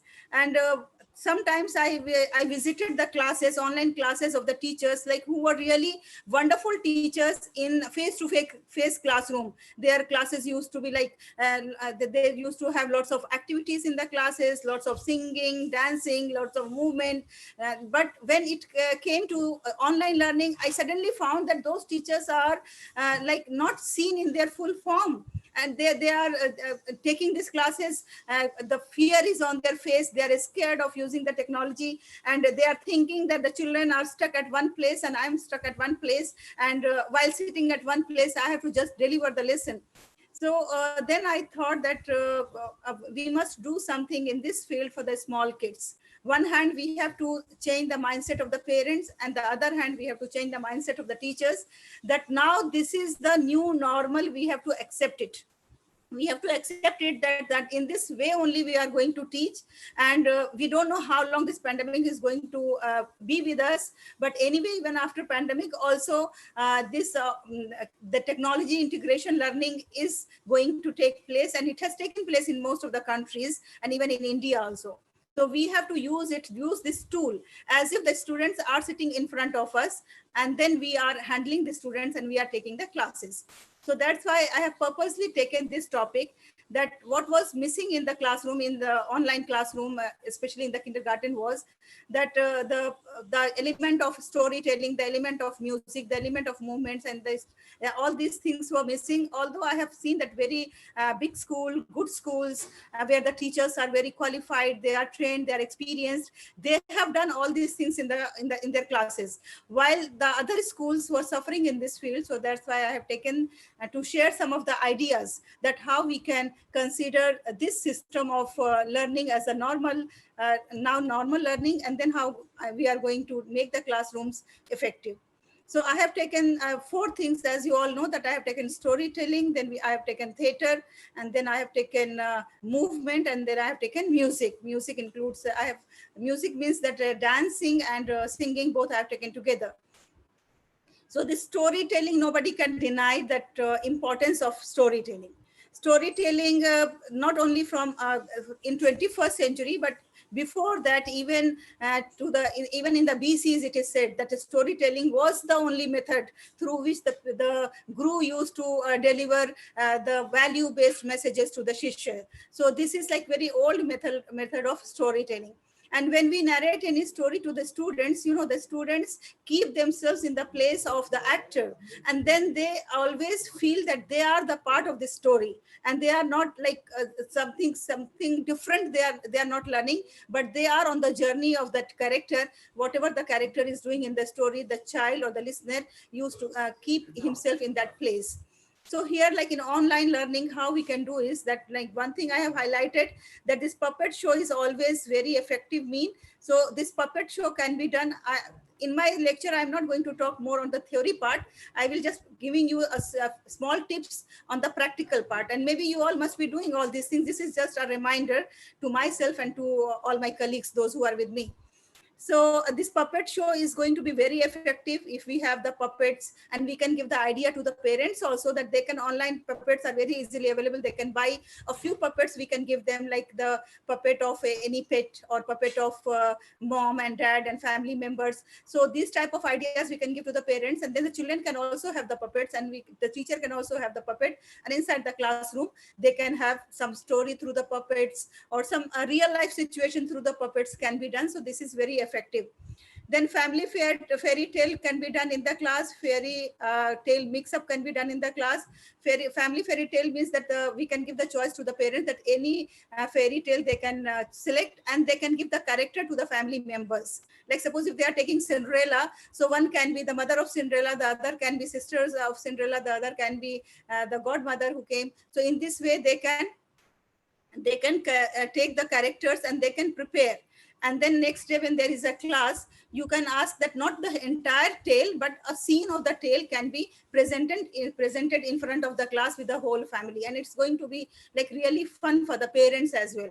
Then they can have the fairy tale mix up, means they can like change the characters, change the plots, change the scenes, and then they can make their own fairy tales. That also can be done.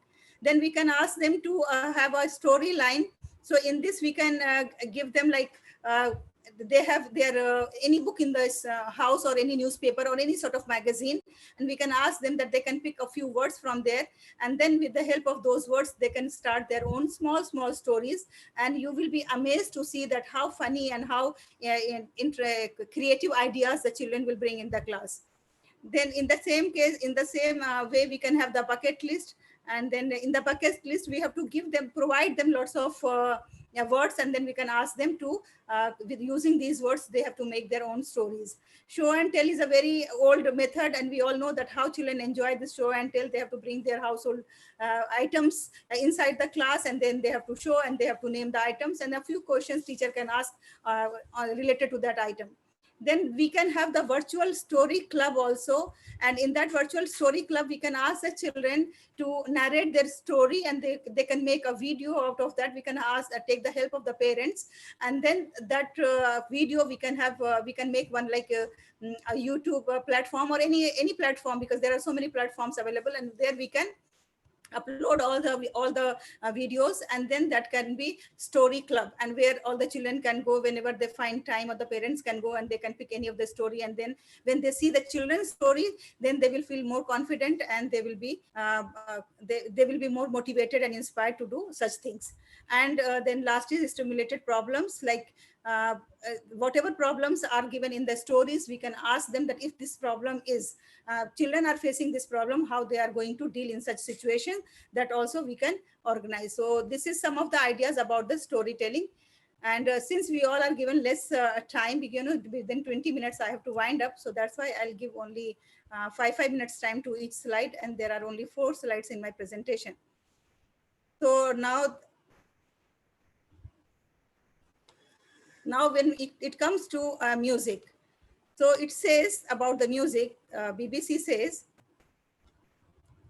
I'm sorry. See, when children are singing, they are taking in information and training the brain, but the brain don't think that they are. They think that they are just having fun. Singing is an aerobic activity that boosts oxygenation in the bloodstream, increasing mental alertness. So this is about the singing and dancing. Through this medium, we like impart lots of knowledge, lots of skill to the children, but children think that they are not learning anything. They think that they are enjoying. we can have for them, I can shake. So any song we can select, and we can ask them to do free dancing, whatever they like. They have to just shake their body, shake their legs, shake their hands. Then a rhyme time we all already have in their classes. The same rhyme time we can have here online. Then we can give them, like in between the rhymes, we can give them one words or phrases and ask them to guess that what exactly is the rhyme. Then we can have like Bonvita Day. So in that, everybody will bring the Bonvita in front of in the class, and then over a glass of Bonvita, they are going to have Antakshari. Not Antakshari in Hindi, but we can have the Antakshari with rhymes. So one rhyme, one child will sing, then the other rhyme, the other child will sing, the other rhyme, the other child will sing. So in this way, we can organize this over a glass of Bonvita. Then we can have the dancing Cinderella's ballroom. There, all the children are going to dress up nicely as if that they are in that palace, and then they are going to dance. And then every day, in the classroom, we have birthdays. So we can organize the birthdays party. We can sing birthday song. And there are many more that can be done as far as singing and dancing is concerned. This is some of the ideas that I have shared with you, that singing and dancing should be the integral element of any pre-primary education, because this is the most effective mean through which we can teach the children without knowing them that they are being taught. They think that they are simply enjoying, but this is their learning. Now when it comes to theater, so this is very, very important for the children. And in the theater, what I like the most is, although I have jotted down here so many points, but the most importantly, what I like the most out of this is that monologue. So if we are going to have this monologue type of things, we can ask the children that any situation we can give, and we can ask them, okay, you say the dialogue in that particular situation. Like suppose if we have given them they are on the roller coaster. So they'll say, oh, we are going on the roller coaster. Oh my God, what is this? This is just nonsense. Why we have to spend the money for this roller coaster? Oh, now I'm going up. Now coming down. Oh my God. So this type of, we have to ask them to do such type of things where they have to frame their own dialogues, and there they have to deliver the dialogues in any of the situation. Like suppose when mom scolds, or maybe when your lie is caught. So these type of situations we have give to them, and then they have to tell the dialogues in that particular situation. Then when aliens have landed, and aliens, they don't know our language, then how children are going to interact with them? So then you will find that children will bring lots of actions, and then lots of gesture on the faces, lots of hand movements, so that they can make them understand. Then once in a while, we can have movie time where we all can have the movie in the classroom. Then we can have the talent hunt where we can give them lots of items, that any one of the item they can select and they can present. Then we can have the fashion show that we already, most of us are doing. Then we can have role plays, like any role. Sometimes they can be we can take the helpers role play. Sometimes we can have the professions role play. Sometimes we can have the family role play. Any of the topics we can take. And then we can have the phone conversations. Then we can have my favorite commercials doing in the class, like which ad do you like the most? Let's do in the class that ad. And then we can have the photo prompts, emotions, like we can show them some photo and ask them which emotion it is showing. And then we can ask them guess the emoji. And then for that reason, we have to show them this board, that which emoji shows which emotions, because theater deals with the emotions, with the actions, with dialogues, and with the acting. So we have to cater all these their needs. Now coming to the movement, no child would sit in the class more than 10 minutes. That we have to keep in mind, because children are children. Even we as an adult, after 15 minutes or half an hour, we feel like moving around, going somewhere, or just stretching up our arms. So we have to think about the children as well. So see the child in the classroom, how the child is jumping up. This is the scene in every class. So here we have to give them purposeful movements. For that, our physical activities will help us here. We can do some exercises. We can do some yoga in the classes. We can have a circle time here. In the circle time, when they used to make a circle and then move, we can ask them to move single, like they are single and they are moving around. And then they are singing the rhymes, or whatever we are supposed to do on that particular day, they are revising those things. So we can ask them to have circle time in that way. Then we can have Then we can have the musical chair also. In that way, we can ask everybody to have a chair. Then we can play the music, and then we can ask them, okay, to move around their own particular chair, and then we stop the music. And whosoever is sitting like late, their timing is late, that child is out. And in this way, we can see that who is going to win. So these type of small activities we can do in the online classes, so that we can maintain their movement. If movement is there for the children, they will be the happiest one. Other, if we are asking them to sit at one place and then listen to our lectures, that will be very boring for them, and they are not going to pay any attention towards us. Then afterward, this we can have lots of life skills activities. We can ask them that today we are going to have shoelacing activity today, then we are going to have juice making activity, we are going to have sandwich making activity, we are going to have how to fold the sheets, we are going to then we can have lots of activities in English, lots of activities in maths. Like we can have the broken heart, we can ask them to bring two pieces of broken heart. We can have one number here, one number there, and we can ask them to heal the broken hearts. So in this way, we can have lots of activities being done inside the class when we are taking the class online. Then we find that how these classes are effective even for the small kids. And if we are not having this type of activities in the classes, and we simply ask them to listen to our lectures, then naturally it is going to be very boring for them. So my dear teachers, whosoever are here present with us, I thank you very much for being patient and listen to me. Since the time constraint is there, only 20 minutes are given to us, and 20 minutes is already over. So I don't want to take the advantage of being the host. I finish my talk here, and thank you very much. And I know that there are thousands of more ideas, and all those who are sitting here may be having better ideas than me. But I have just tried to give a few activities, so that at least people can start thinking, and they can start uh, motivating themselves that yes, we can do, yes, we can do. And forget about this screen, and forget about this laptop, forget about everything. Just think that those are the children and we are the teachers, and we have to do everything whatever we used to do inside the class. And then if you are removing this barrier from the mind, then the magic will happen, and then you will see that how the class is going to be more effective. So thank you very much. And with this, I conclude my session, and thank you very much, everybody. Now we will move towards the another session.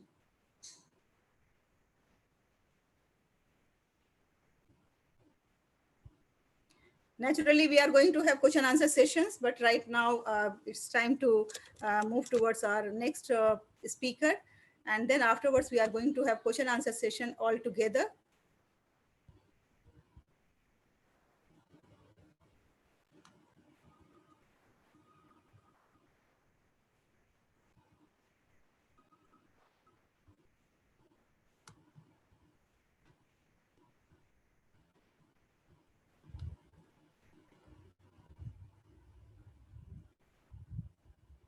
So our next speaker is Mrs. Anju Malhotra. Mrs. Anju Malhotra is a language expert, and she has more than 27 years of experience. And Mrs. Anju is going to speak today how to develop the language in early years. And one more thing is there, that Mrs. Anju is a very famous Kavitri. She is a poetess and she writes beautiful poems. And of course, today she is not going to share with us because she also has only 20 minutes time, and within that time she has to complete her session, and she is going to speak about the language development. And currently she is working as senior teacher at Lotus Valley School, Noida. So may I request Mrs. Anju to kindly switch on your video and then join us here. Mrs. Anju.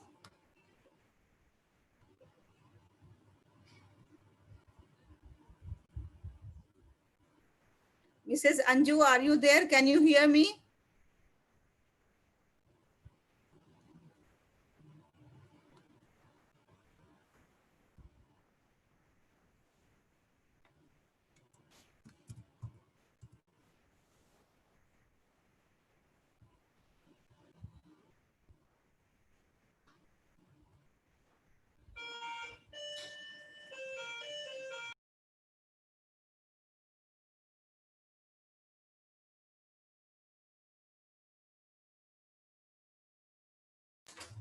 Mrs. Anju, please unmute yourself and switch on your video and join us.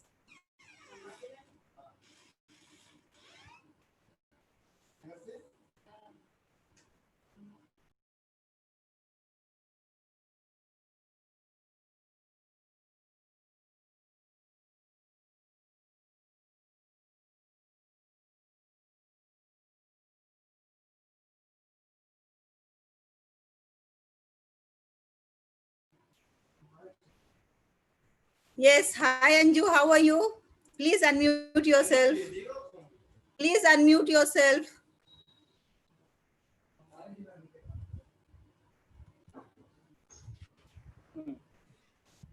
Yes, Anju.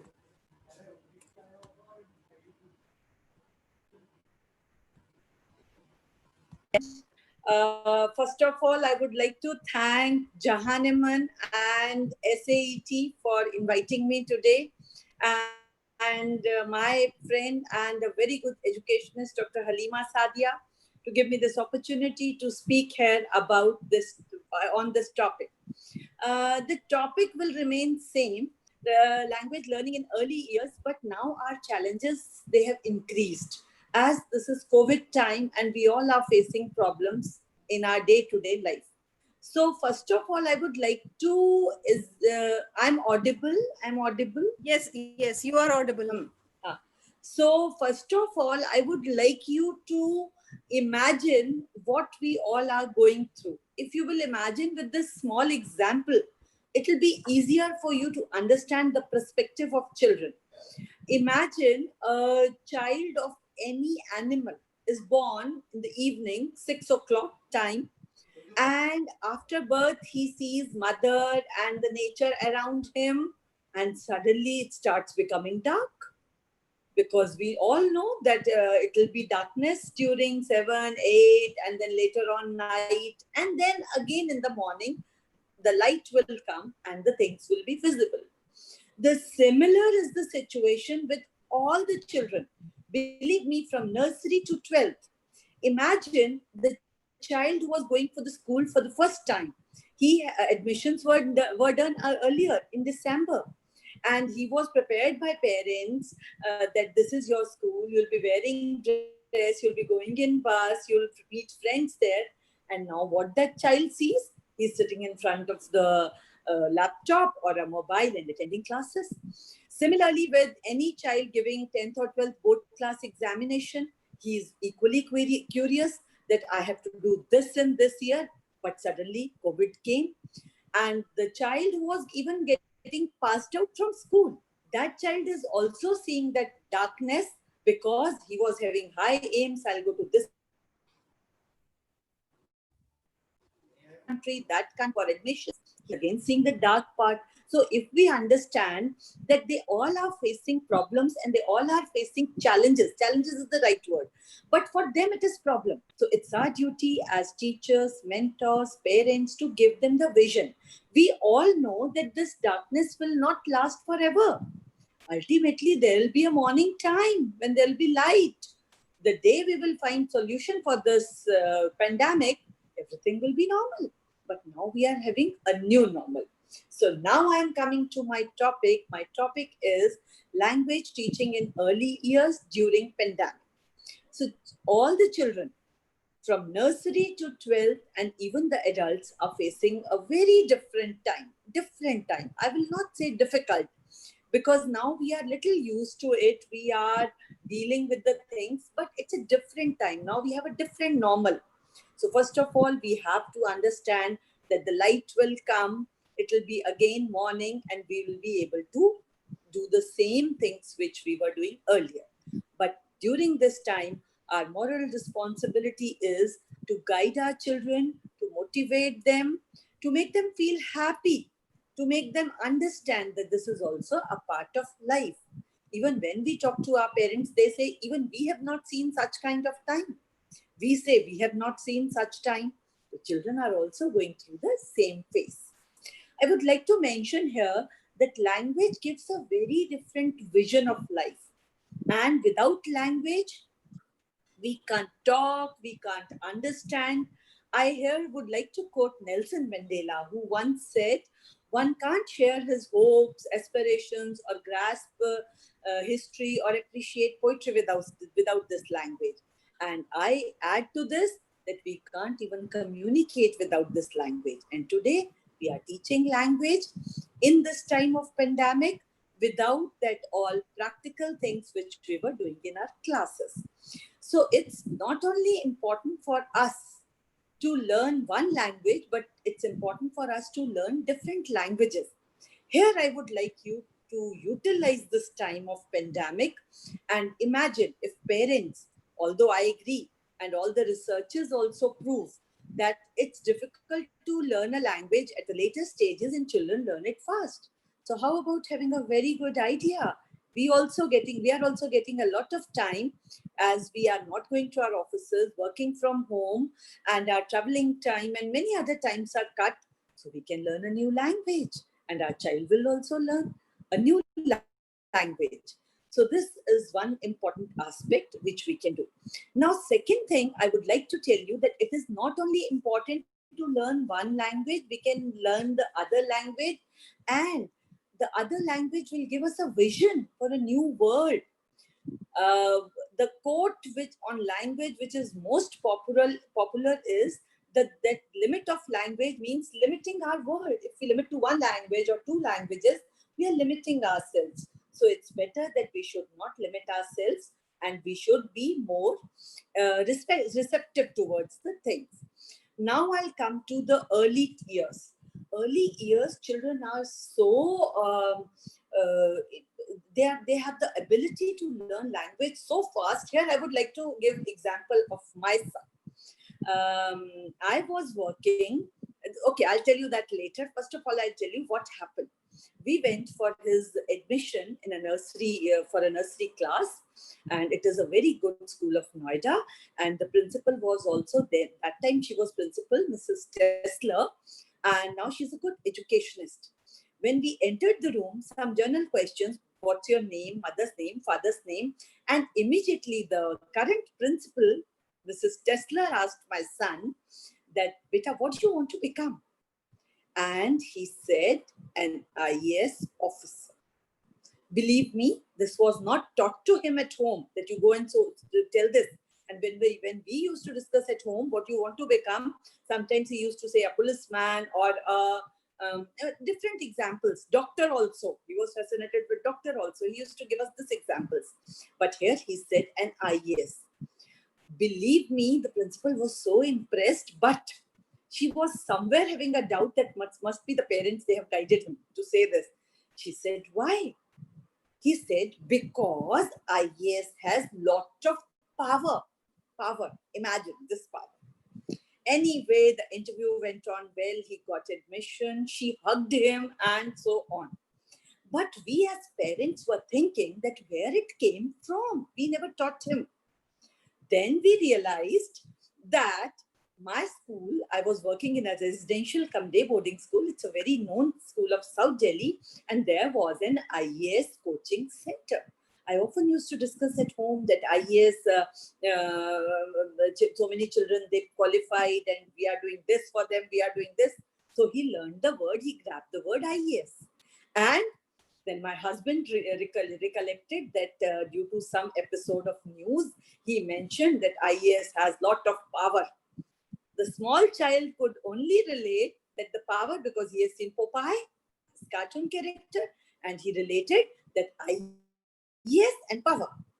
The small child who has no idea of who an IAS is, what is power, he thought that I will become an IAS because IAS has lot of power. Imagine this kind of vocabulary increases there. And it's a fact. We will find it that by the age of 3, they learn 900 words. Imagine. They are just with mothers. They are not in any school, no formal education given. And the fastest growth is from 6 to 8 years, where from 3 to 6 years, where this vocabulary goes to 8,000 to 1,400 words.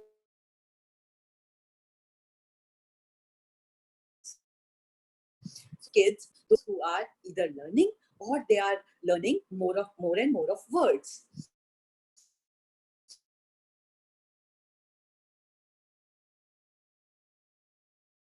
aim be there, introduce. See, when we time with parents, online coaching is going on, online classes are going on, but still, the family time has increased. COVID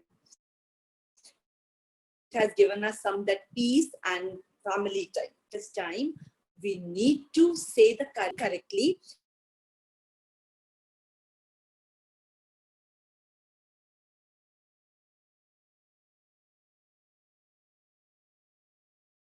Decent way, and then the most important thing is encourage them to speak with confidence, and we should encourage them to speak more.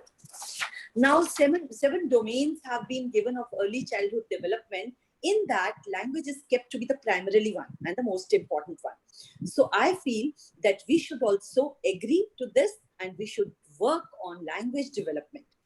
The development of vocabulary is very important in early stages.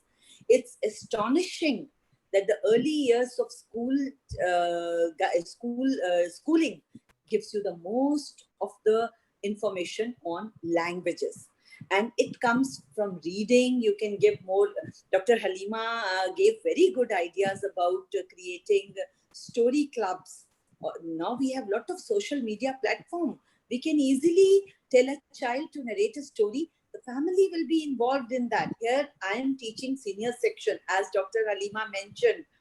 But my topic was in the language in the early years, so I'm talking about that. And let me mention here, CBSE has also given us a new thing in collaboration with NCERT, alternate academic calendar. Because this is special time, COVID time, this academic alternative calendar says that now we can do the same teaching learning in a different method.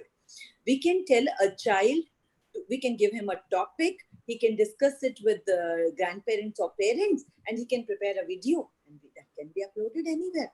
The same thing can be done with smaller children, with more of stories and more of interaction and more of role plays. This will definitely going to increase their language power and their language sources. Now, the next thing is, along with the physical development, intellectual development, socio-emotional development, creative development, this language plays a vital role. Imagine all other things are not possible without this. The similar way, the senior children are studying all subjects via some language, by some language. It may be Hindi via Hindi medium in a government school. It may be in an English medium school via English, but the medium, the method is some language. So if the language is strong, the child will be able to do his study. Sometimes we often listen that the science, SST and other teachers, they say, see how nicely he or she has written, but the spelling mistake. The type of answer we were expecting is not given. So the language is a base for all the subject, and we should keep it in mind. We should try to inculcate. We have enough things. When we were going out, we used to tell our small children, showing a wheel, that this is round, this is round. We were showing a hoarding, this is rectangle. Now all those things during this pandemic time can be searched at home. We have all the things available. We can tell that this table is rectangle. So this way the child will learn more and more words without getting this information that he has been taught. When we used to teach our children, and time is running. Yes. I am going to wind up. So this language teaching is very, I'm going to give some tips only because I have to conclude. So my tips are that in this time of challenge, we need not crib about the problems. We need to find new ways, and new ways will definitely help us.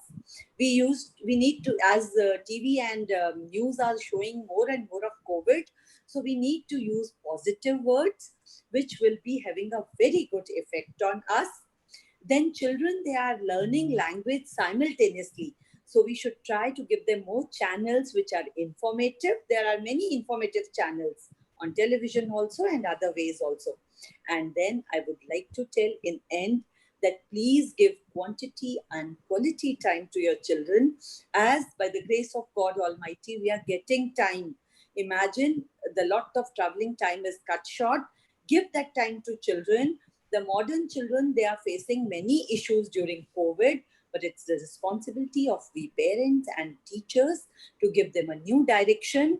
And believe me, we all are now adjusting to this new normal. And very soon, by the grace of God Almighty, this pandemic will be over. The day we'll find a solution, it will be over. And here I would like to give you one more tip, that always give a positive feedback. If a child is unable to pronounce some word, or he is not using the word appropriately, instead of directly saying, no, you're not doing this, don't do this, in place of this, we can say, Beta, we can do it like this, it will be better, or you can correct it like this. Children are very smart. They will adapt to such things very easily. In the end, I would like to quote someone who has beautifully said, "हैं वक्त के मिजाज में तब्दीलियां जनाब, ये आज है बुरा तो कल अच्छा भी आएगा." Believe me, the time is going to be the normal soon, but we are dealing with a new normal. So with these tips, we can teach our children languages, that to correct language, and that too with more and more new type of things. And goodbye. Thank you so much again. Thanks, Halima. वाह वाह वाह वाह वाह वाह, आपके शेर के लिए है ये, वाह वाह. धन्यवाद, बहुत बहुत शुक्रिया.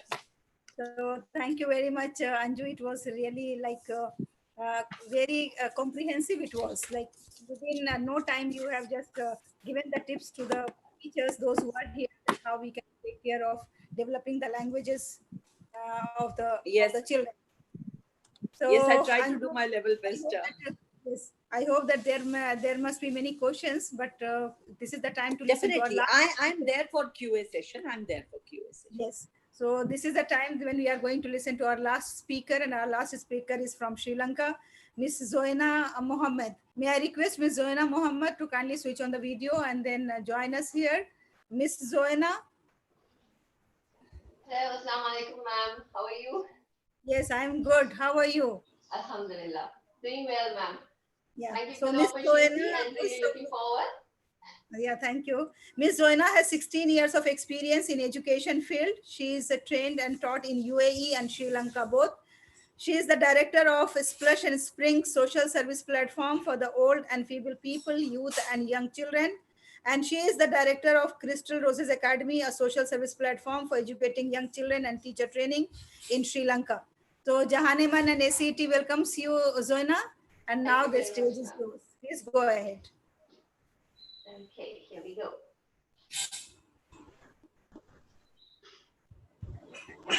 Is my screen visible?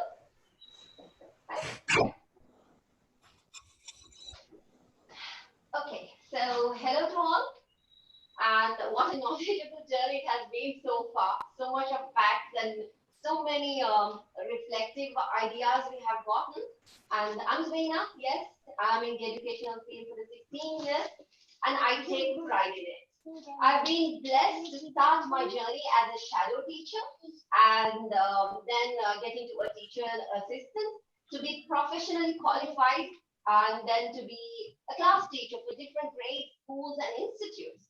A tutor, a coordinator, sectional head, HOD, a principal assistant, a curriculum developer for different grades, a lecturer, a teacher, a teacher trainer, a temporary teacher, a subject teacher, a social media influencer, obviously for the educational platform.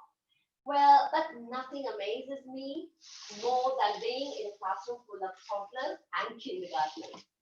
Well, I believe that true education takes place at the youngest grade.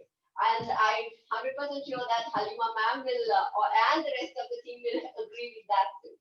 Well, coming up back to today's topic, which was given to me, is the modern day educator.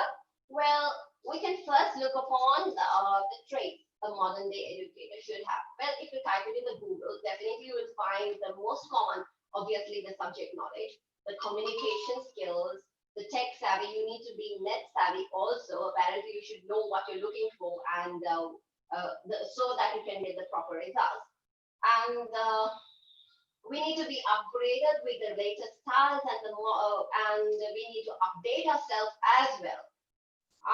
So here we are. I'm not going to read one by one. Adaptability plays a great role these days, obviously due to the COVID situation, and Zoom and Tech, and there are so many platforms which we actually use in order to get into our children, to create a classroom online. And obviously the creativity. Well, when I say creativity, please don't take it only for cutting beautiful things and decorating your classroom or your background for the Zoom class. Well, it is it plays a great part in creating your curriculum, adding extra activities which is suitable for your children in the classroom as well. Well, yes, for all these to gain knowledge, we are obviously getting to so many courses, right? Like we have spent lakhs and lakhs from different countries. We have attended so many courses and gotten our certificates attested and things like that. Well, I myself have sat for 25 hours of webinars these few days just to get myself updated and updated. Well, does it all matter? It just makes me think, does it all matter? All this knowledge, how are we putting it to the child? How are we transferring it? How are we molding as children? If we don't do justice to that, is it right? Is it useful at all? If we don't utilize the knowledge which we gained. Now, how many of us are going to say that we learned a lot about today about how to use storytelling, the rhymes, and the theater platform, and how to use the Zoom, and what are the free resources given in different countries to make learning and teaching process a beautiful and practical method. So are we actually taking the pain to utilize these?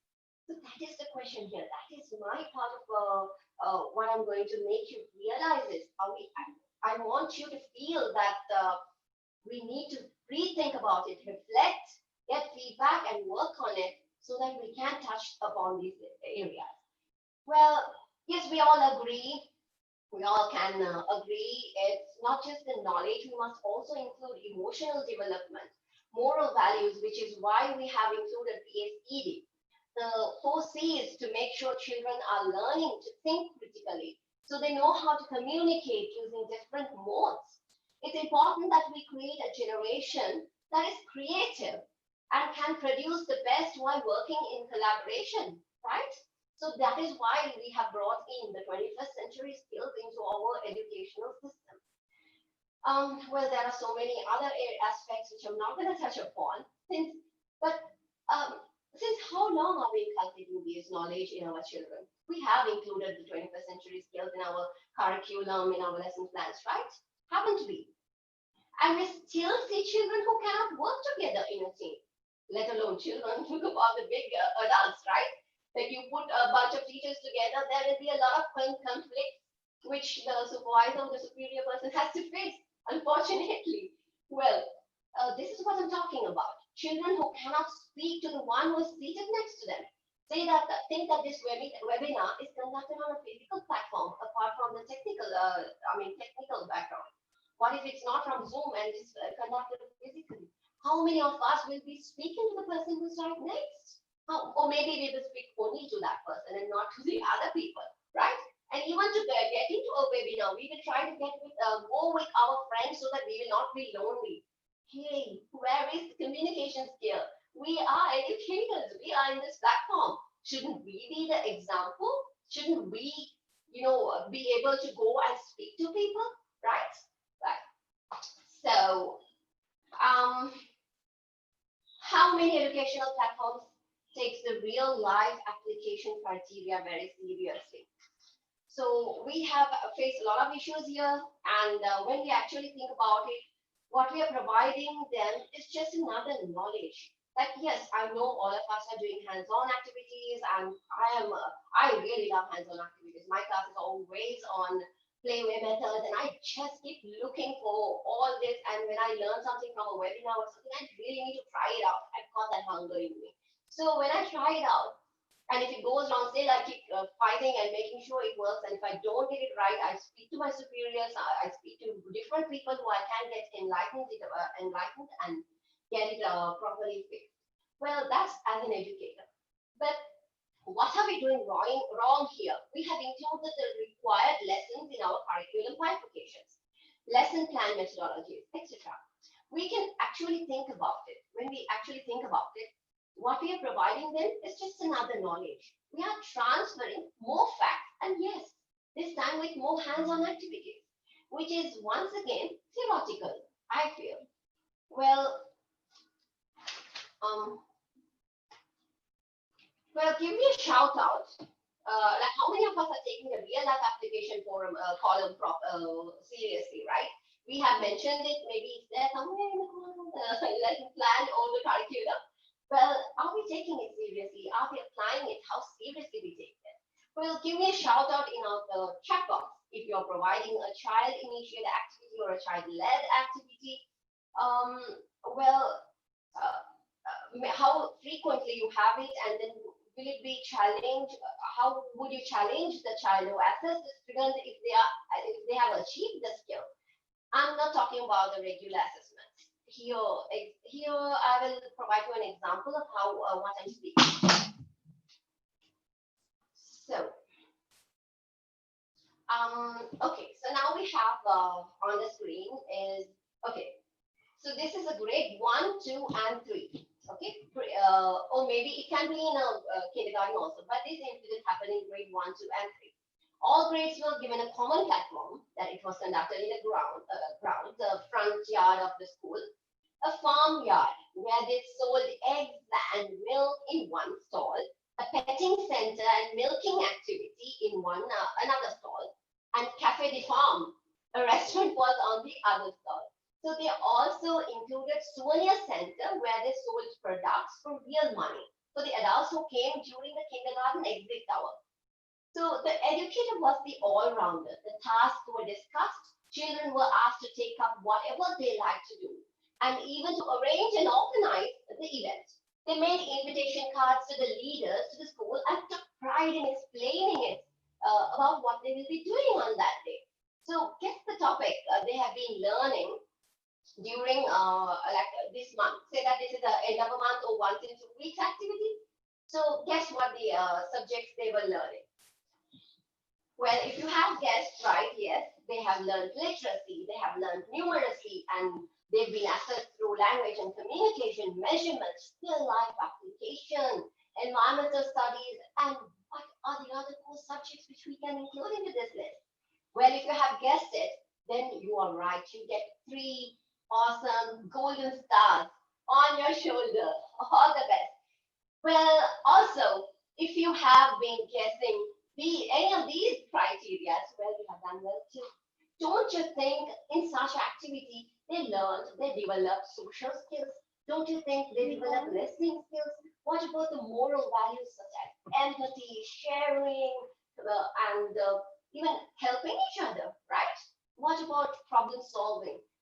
What about critical thinking? Well, at this point, I would like to share.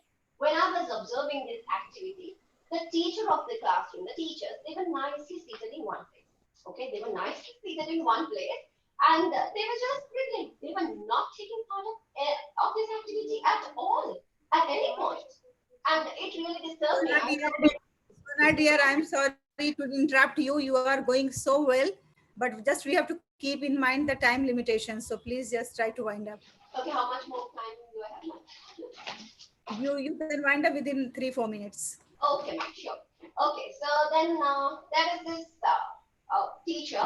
Where is the teacher, the 3 class teachers? They were just seated there and they were not doing anything at all.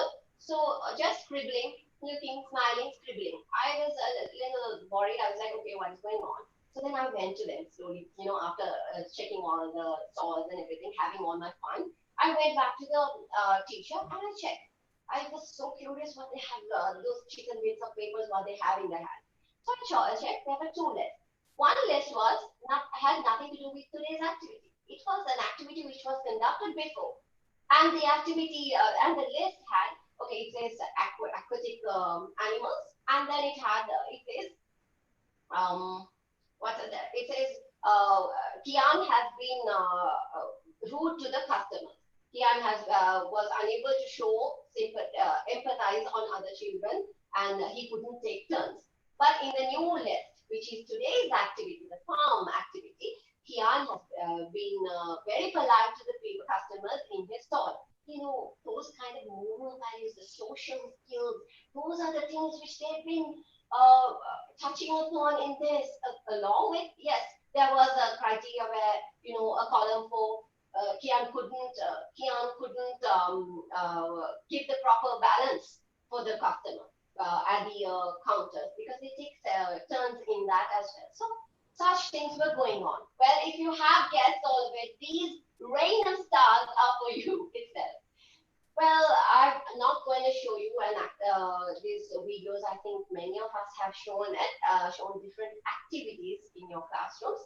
But we have already used on STEM, theme, robotic, abacus, and we also provide them opportunities to get bored in our classroom. We have to make a balance in between all those. So to think and act on their own, are we providing a platform to be creative of their own, to be imaginative, to make mistakes, to learn from each other? And do we even get the students' feedback? Well, molding children for the future.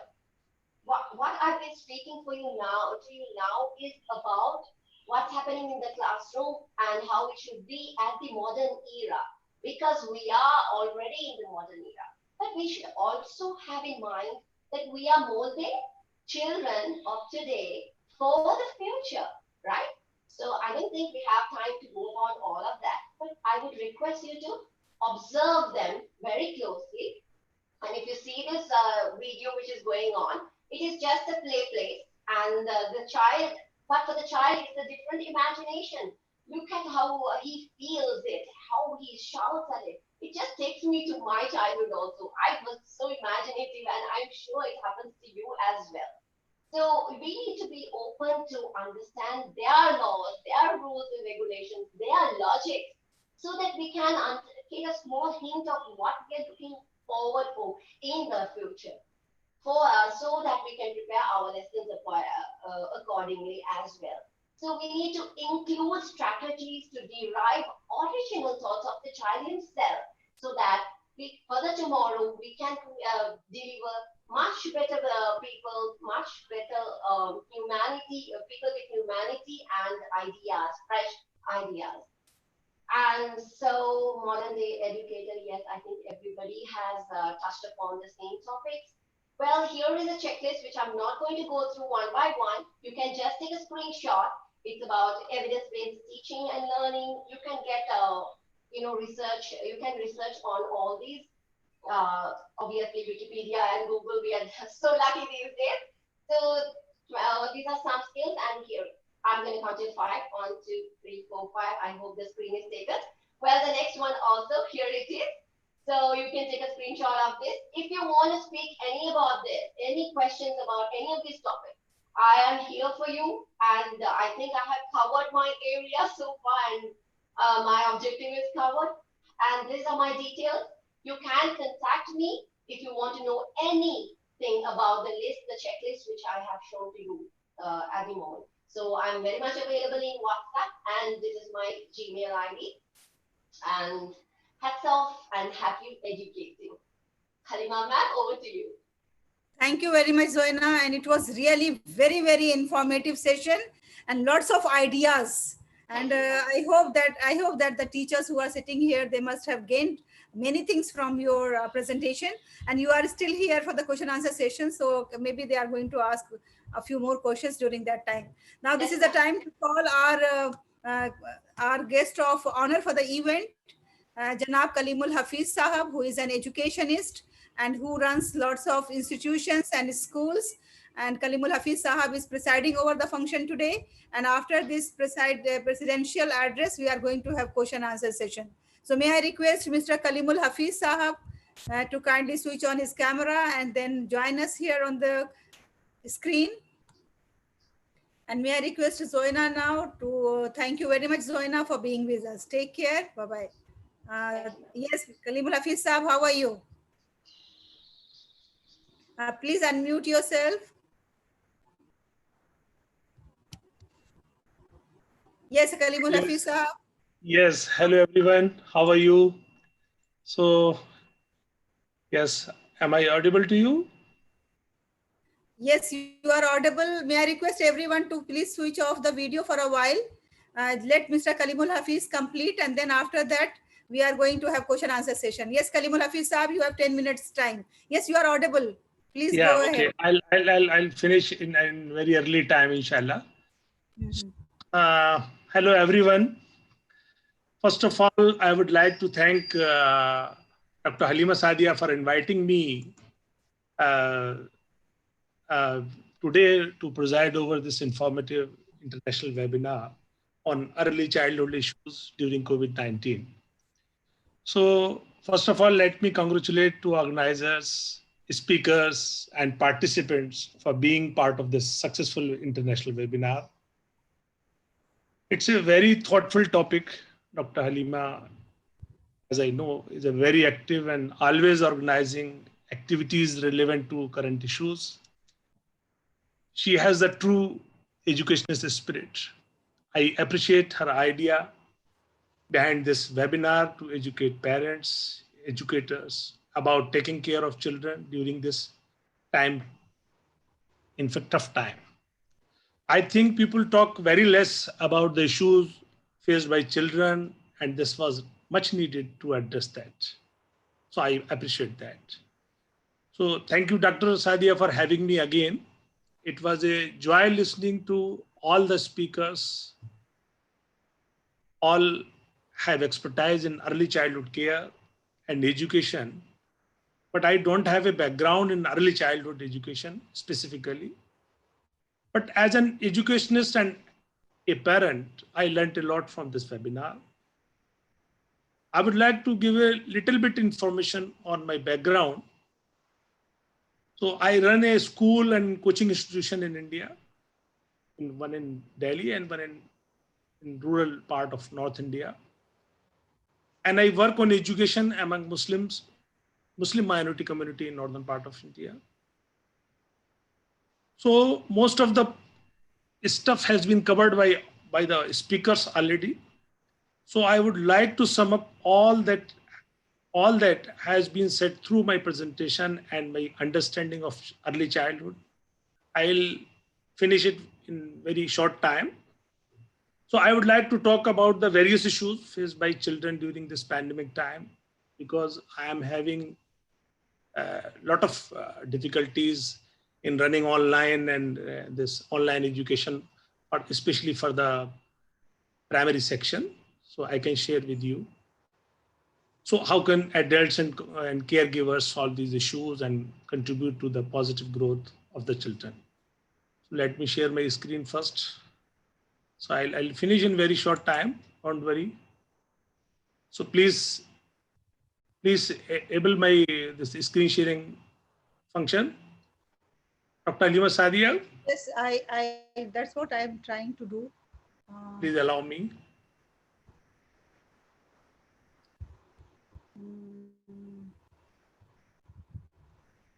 I think I have made everybody host now by this time.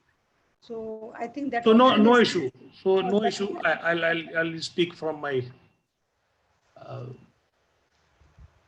I'm sorry, I'm not getting that option. Okay, no issue. So now the topic is modern early childhood issues faced during COVID-19. First of all, as per UNESCO, early childhood is defined as the period from the birth to 8 years old. It's a time of remarkable growth with brain development as its peak. During this stage, children are highly influenced by the environment and the people that surround them. And second thing, early childhood care education, what it is.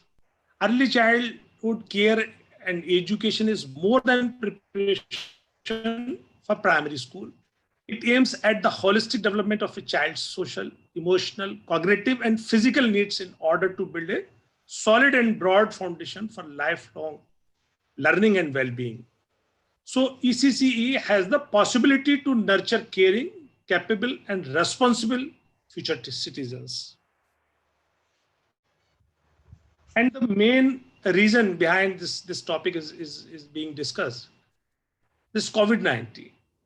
COVID-19, as we all know, doctors first discovered coronavirus disease in 2019, that called COVID-19 at the end of 2019.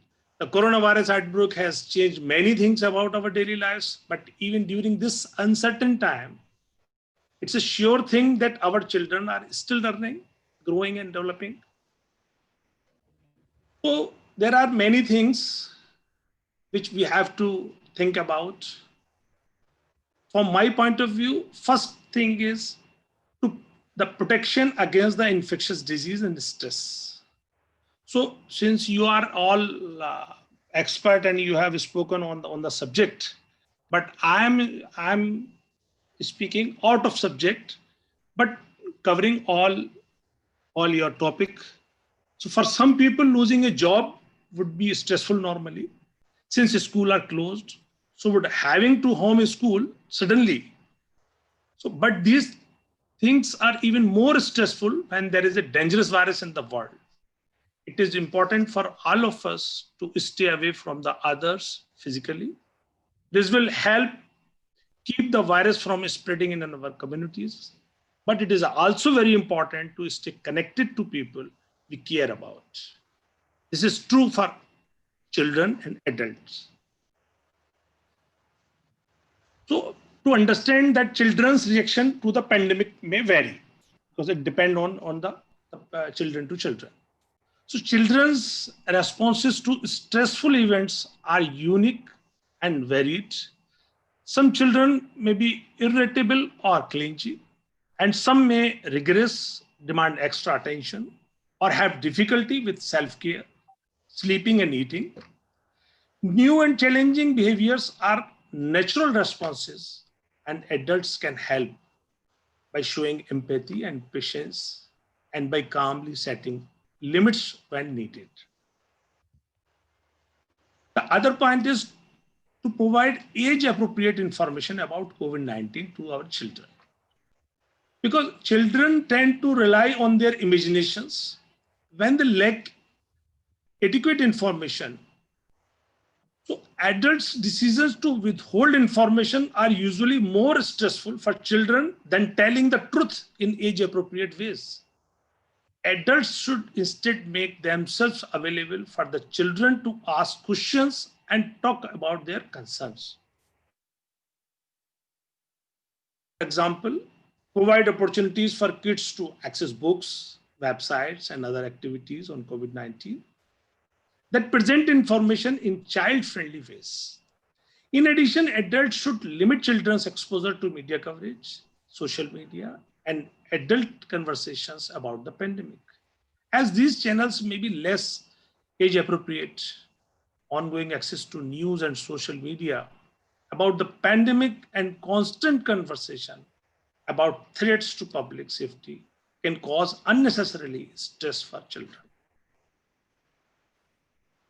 So to ensure the presence of a responsive caregiver, this is very important. The primary factor in recovery from a traumatic event is the presence of a supportive, caring adult in a child's life.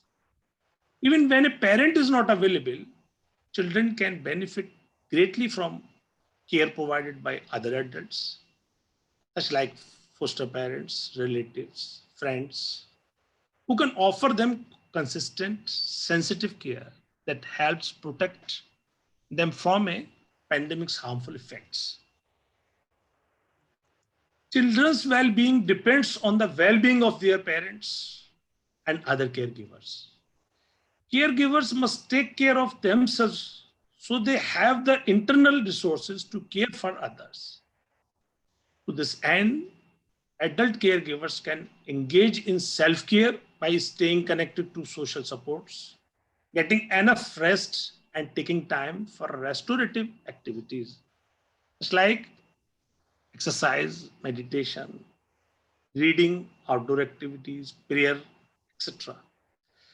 Seeking help from a mental health provider is also important when adults struggle with very high level of stress and other mental health challenges. So it was my short presentation, and thank you all. And thank you once again, Dr. Halima Sadia, who has given this opportunity to preside this function. And again, congratulations to all of you for the part of this extremely successful, very informative international webinar. Thank you. Yes, ma'am. Yes, thank you very much, Mr. Kalimul Hafiz Sahab. That's why we have given you the responsibility of presiding over, because you know you reached to that point which was missed out from all the speakers, and nobody has mentioned about how the children are feeling during this time. We all focused mostly what the teachers should do and how the teachers have to facilitate learning during this time. So thank you very much. वही होता है ना, जब हम किसी बड़े को बुलाते हैं तो उससे हमें ये फायदा होता है. तो बहुत बहुत शुक्रिया, आपने बहुत ही precisely you have explained, you have pointed out those points, and along with that you have given lots of new ideas as well. So now this is the time for question answers. May I request all my speakers to kindly switch on their videos and join us here on the screen. And may I request the participants that first they have to raise their hands, that who wants to ask, so that we can give them the permission to switch on their video and ask the questions. The teachers, the participants who are here, who wants to ask the questions, please raise up your hand or let us know. May I request Miss Zoena, Miss Fazina, Miss Easter, Miss Amna, please switch on your videos. I have to unmute everybody. Okay, so now I'm going to unmute everyone on the confidence that it will not be misused.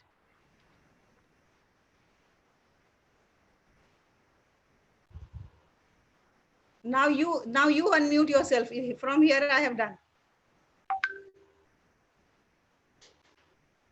No?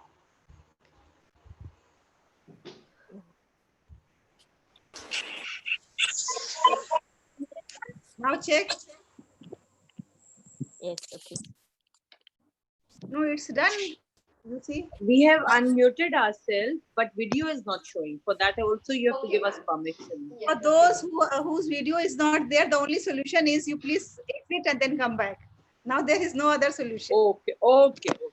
Okay, so now let me ask that who is going to ask the question among the participants?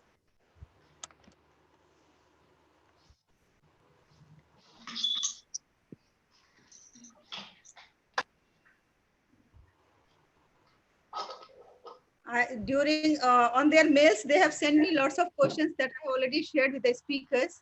And I think that if I can take some of the questions from there, because while sending them the registration format, I have given them the choice to write their questions as well over there. So there I have received more than 70 questions over there. So let me just ask a few of them.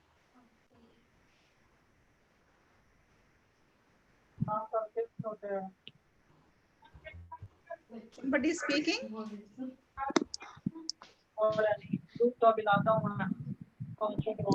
No, first of all, tell me who are you, your name.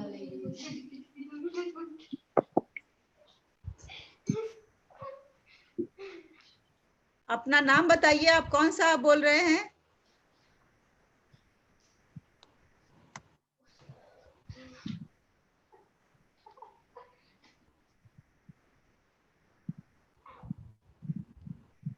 See, the questions that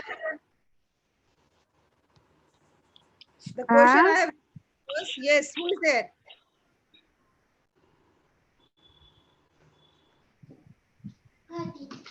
कौन बोल रहा है?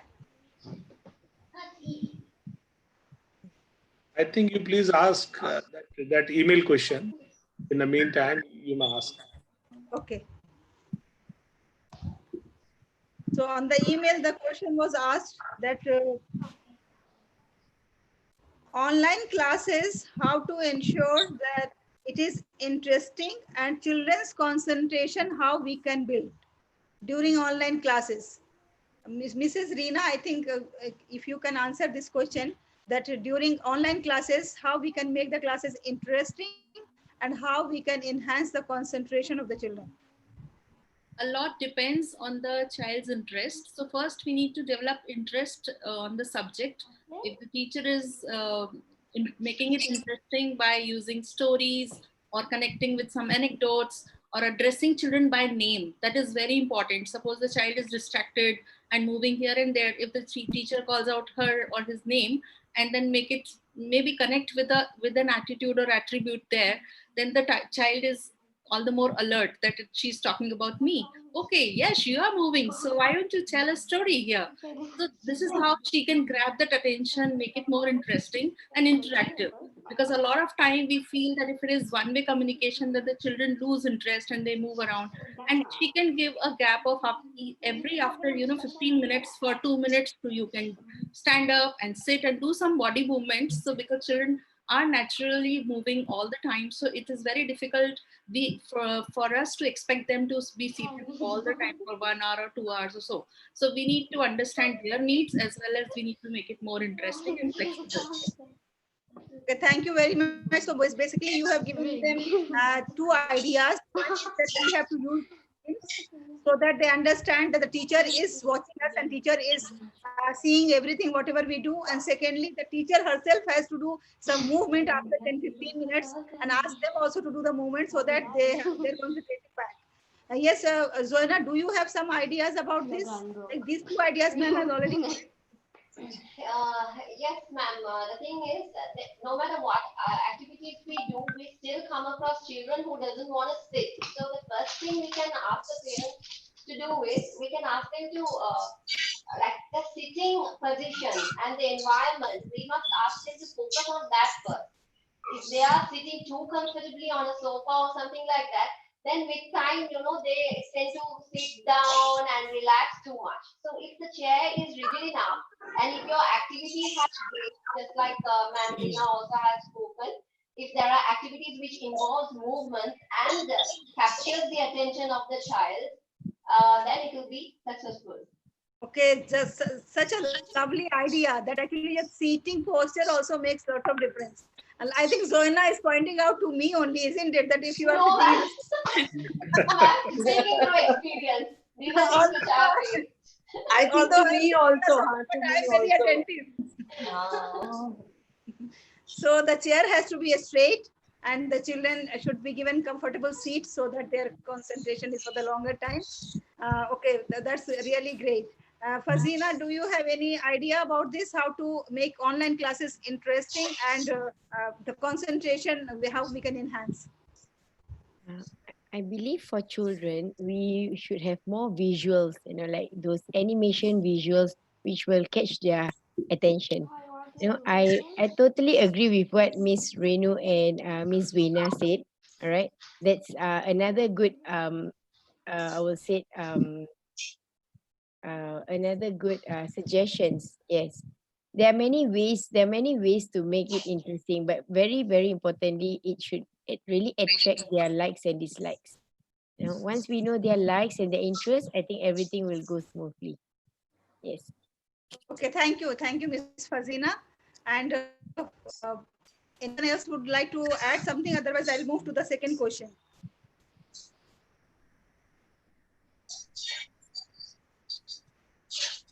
जी तो जो दूसरा question आया है audience की तरफ से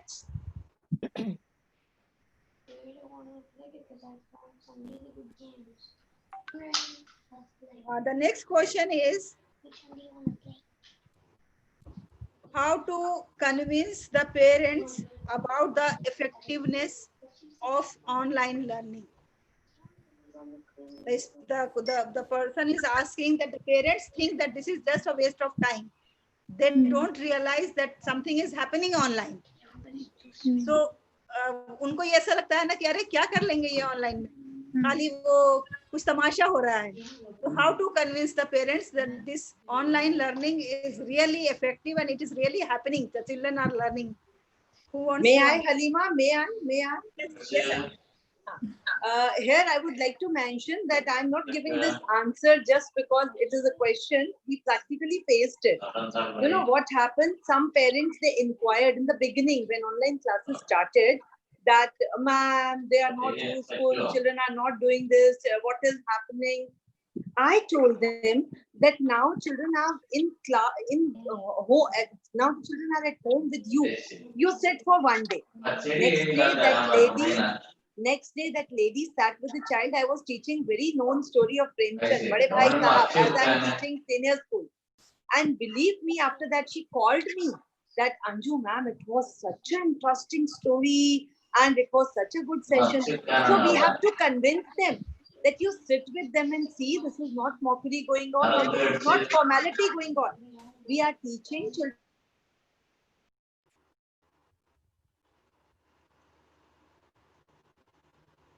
I'm sorry, please unmute yourself because there was some disturbance, so I muted. Please unmute, please. I request the participant, those who are not speaking, please mute yourself. If you speak, then only you unmute. Yes.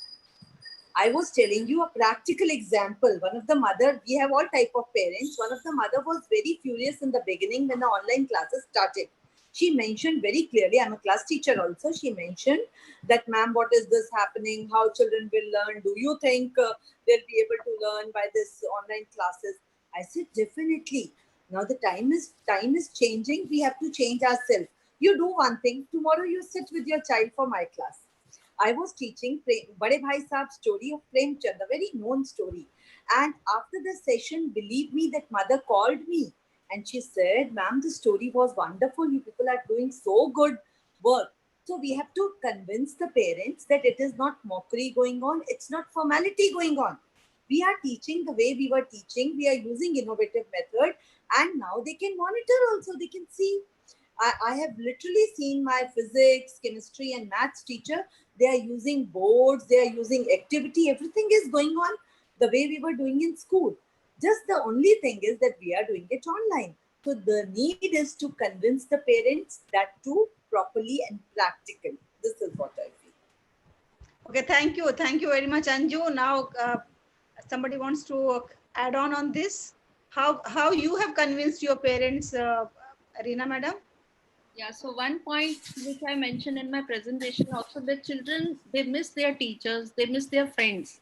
So if you look at the emotional aspect, if you don't provide them that 5 days virtual classes, they will start talking about their friends and teacher because they enjoy. Could be length could be monitored, that it shouldn't be too long or prolonged sessions, but the connection with the teacher and friends, it's like ongoing story in their own lives. What if the story gets stopped at one place? So they are curious to know what is happening around me. This is their world, which is very small. For them, teacher is the whole world. For them, their friends are they matter a lot in their lives. So we should not be deprived of this connection, and we should definitely be a part of this journey. Thank you very much. I think Pooja has joined us, and Pooja had some questions. Yes, Pooja, what do you want to ask? Please ask. Pooja is a Yes, teacher. ma'am. Good evening, everyone. Good evening.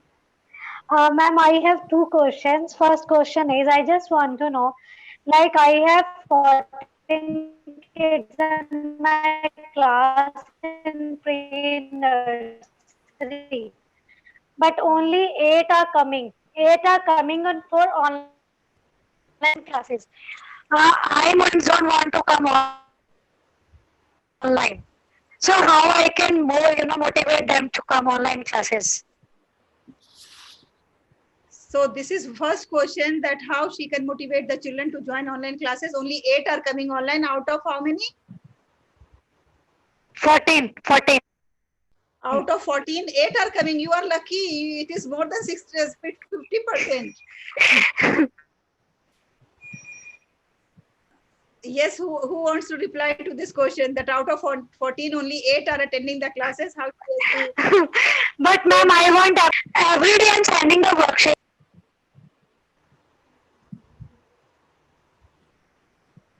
So in which city? So what things I can do?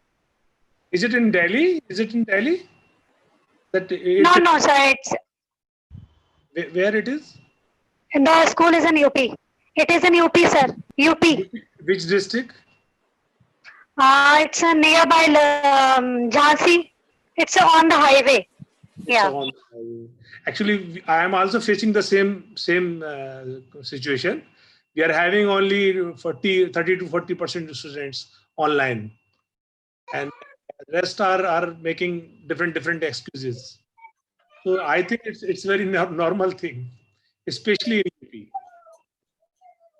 So now this is. Sir, they are doing work. They are. Pardon? Yes, ma'am.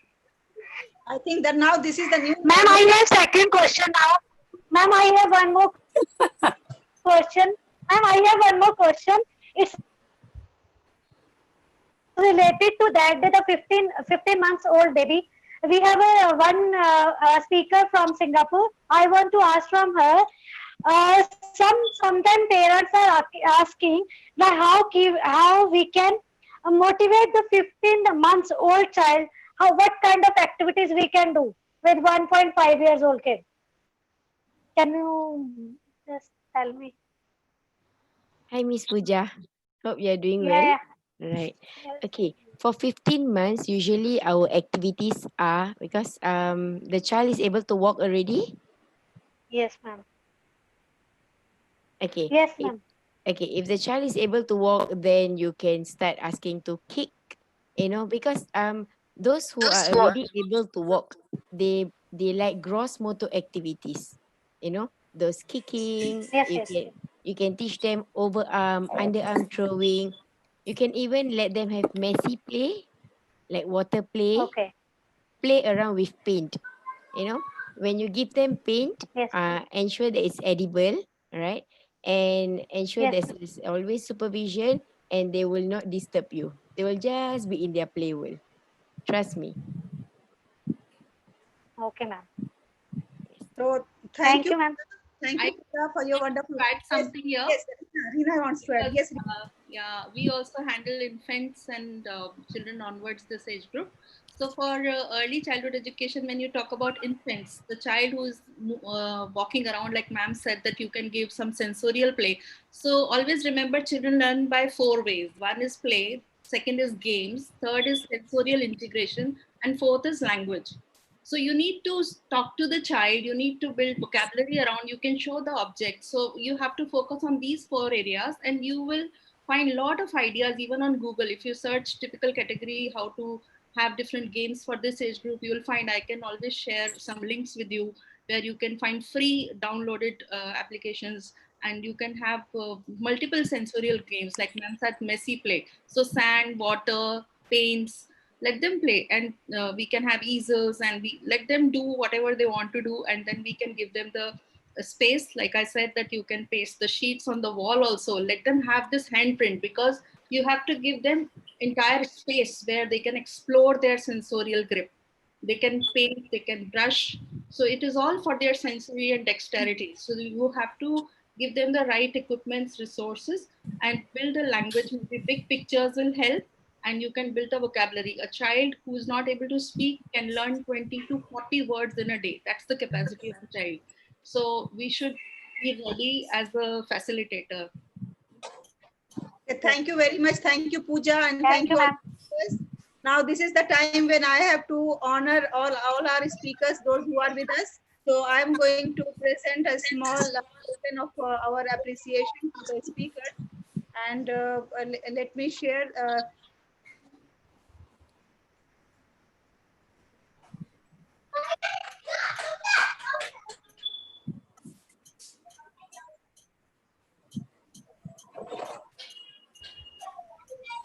So just a minute, give me a sec. I am going to just share the things. Yes, so first of all, please give a big round of applause to Miss Fazina. Miss Fazina, thank you very much. And Thank you so memento much. is for Miss Fazina. Miss Thank you. Fazina, your lecture was really very informative and we are very much grateful. It will be shared. And then after Miss Hasina, may I request you all to kindly give a big round of applause to Miss Reena. It was wonderful, the first speaker, and she has explained in the light of her own long experience of 21 years. And then Miss Easter has already, I think, left. She didn't join us back. But Miss Easter's direction was into a new dimension. She was talking about how the family is going to shoulder the responsibility of developing the child. So thank you, Miss Easter. And then Amina, thank you very much, Amina. It was lovely to see how UAE is performing quite good. And maybe a few things we can also take and then we can also try. And Amina, you have explained very beautifully. Thank you very much, Amina. And now Mrs. Anju Malhotra, the language development. And then at the end, your share was really the spirit of the entire thing. Thank you very much, Anju. Please give a big round of applause to Anju, madam. And Miss Zoena, you have received lots of appreciation from the teachers. They liked some of the ideas you have given to them. Thank you, Zoena, for being with us. Thank you for the opportunity, ma'am. And this is for and my. This is for Ma'am Halima for giving us a beautiful opportunity and the platform and taking this prize, Thank you very much. And I'll take some more moments of you so that we can really thank our guest of honor for today. Yes, Mr. Kalimul Hafiz Sahab, thank you very much for being with us. And it was really nice. I couldn't find where it's this, but anyways, Kalimul Hafiz Sahab, आपका memento यहाँ है. Thank you. You are welcome. So I hope that all of you enjoyed the session and all the participants, they also enjoyed the session. And one more good thing was there that they all are going to get certificates. Those who have participated or those who have attended today, they all will receive this certificate on the condition that if they have attended fully, if they left in between, they will not receive. So right now I can see there are 43 people still with us since 3 o'clock till now. And there are many on the YouTube also. So if they have registered themselves, if they have written their names, they all will get the certificates for this. And thank you very much, all the speakers. I think it was a very lovely session and very informative. And nobody realized that we have spent 3 hours time here, but it happens when we are fully engrossed into activities, then naturally that how time passes, we don't realize. So thank you all. Thank you so much, Thank you, Halima. everyone. It is completed in time. And that's great. Yes, very correct. Thank you all and congratulations to all of you. And it was not at all boring. We couldn't even realize 3 hours passed away. Congratulations.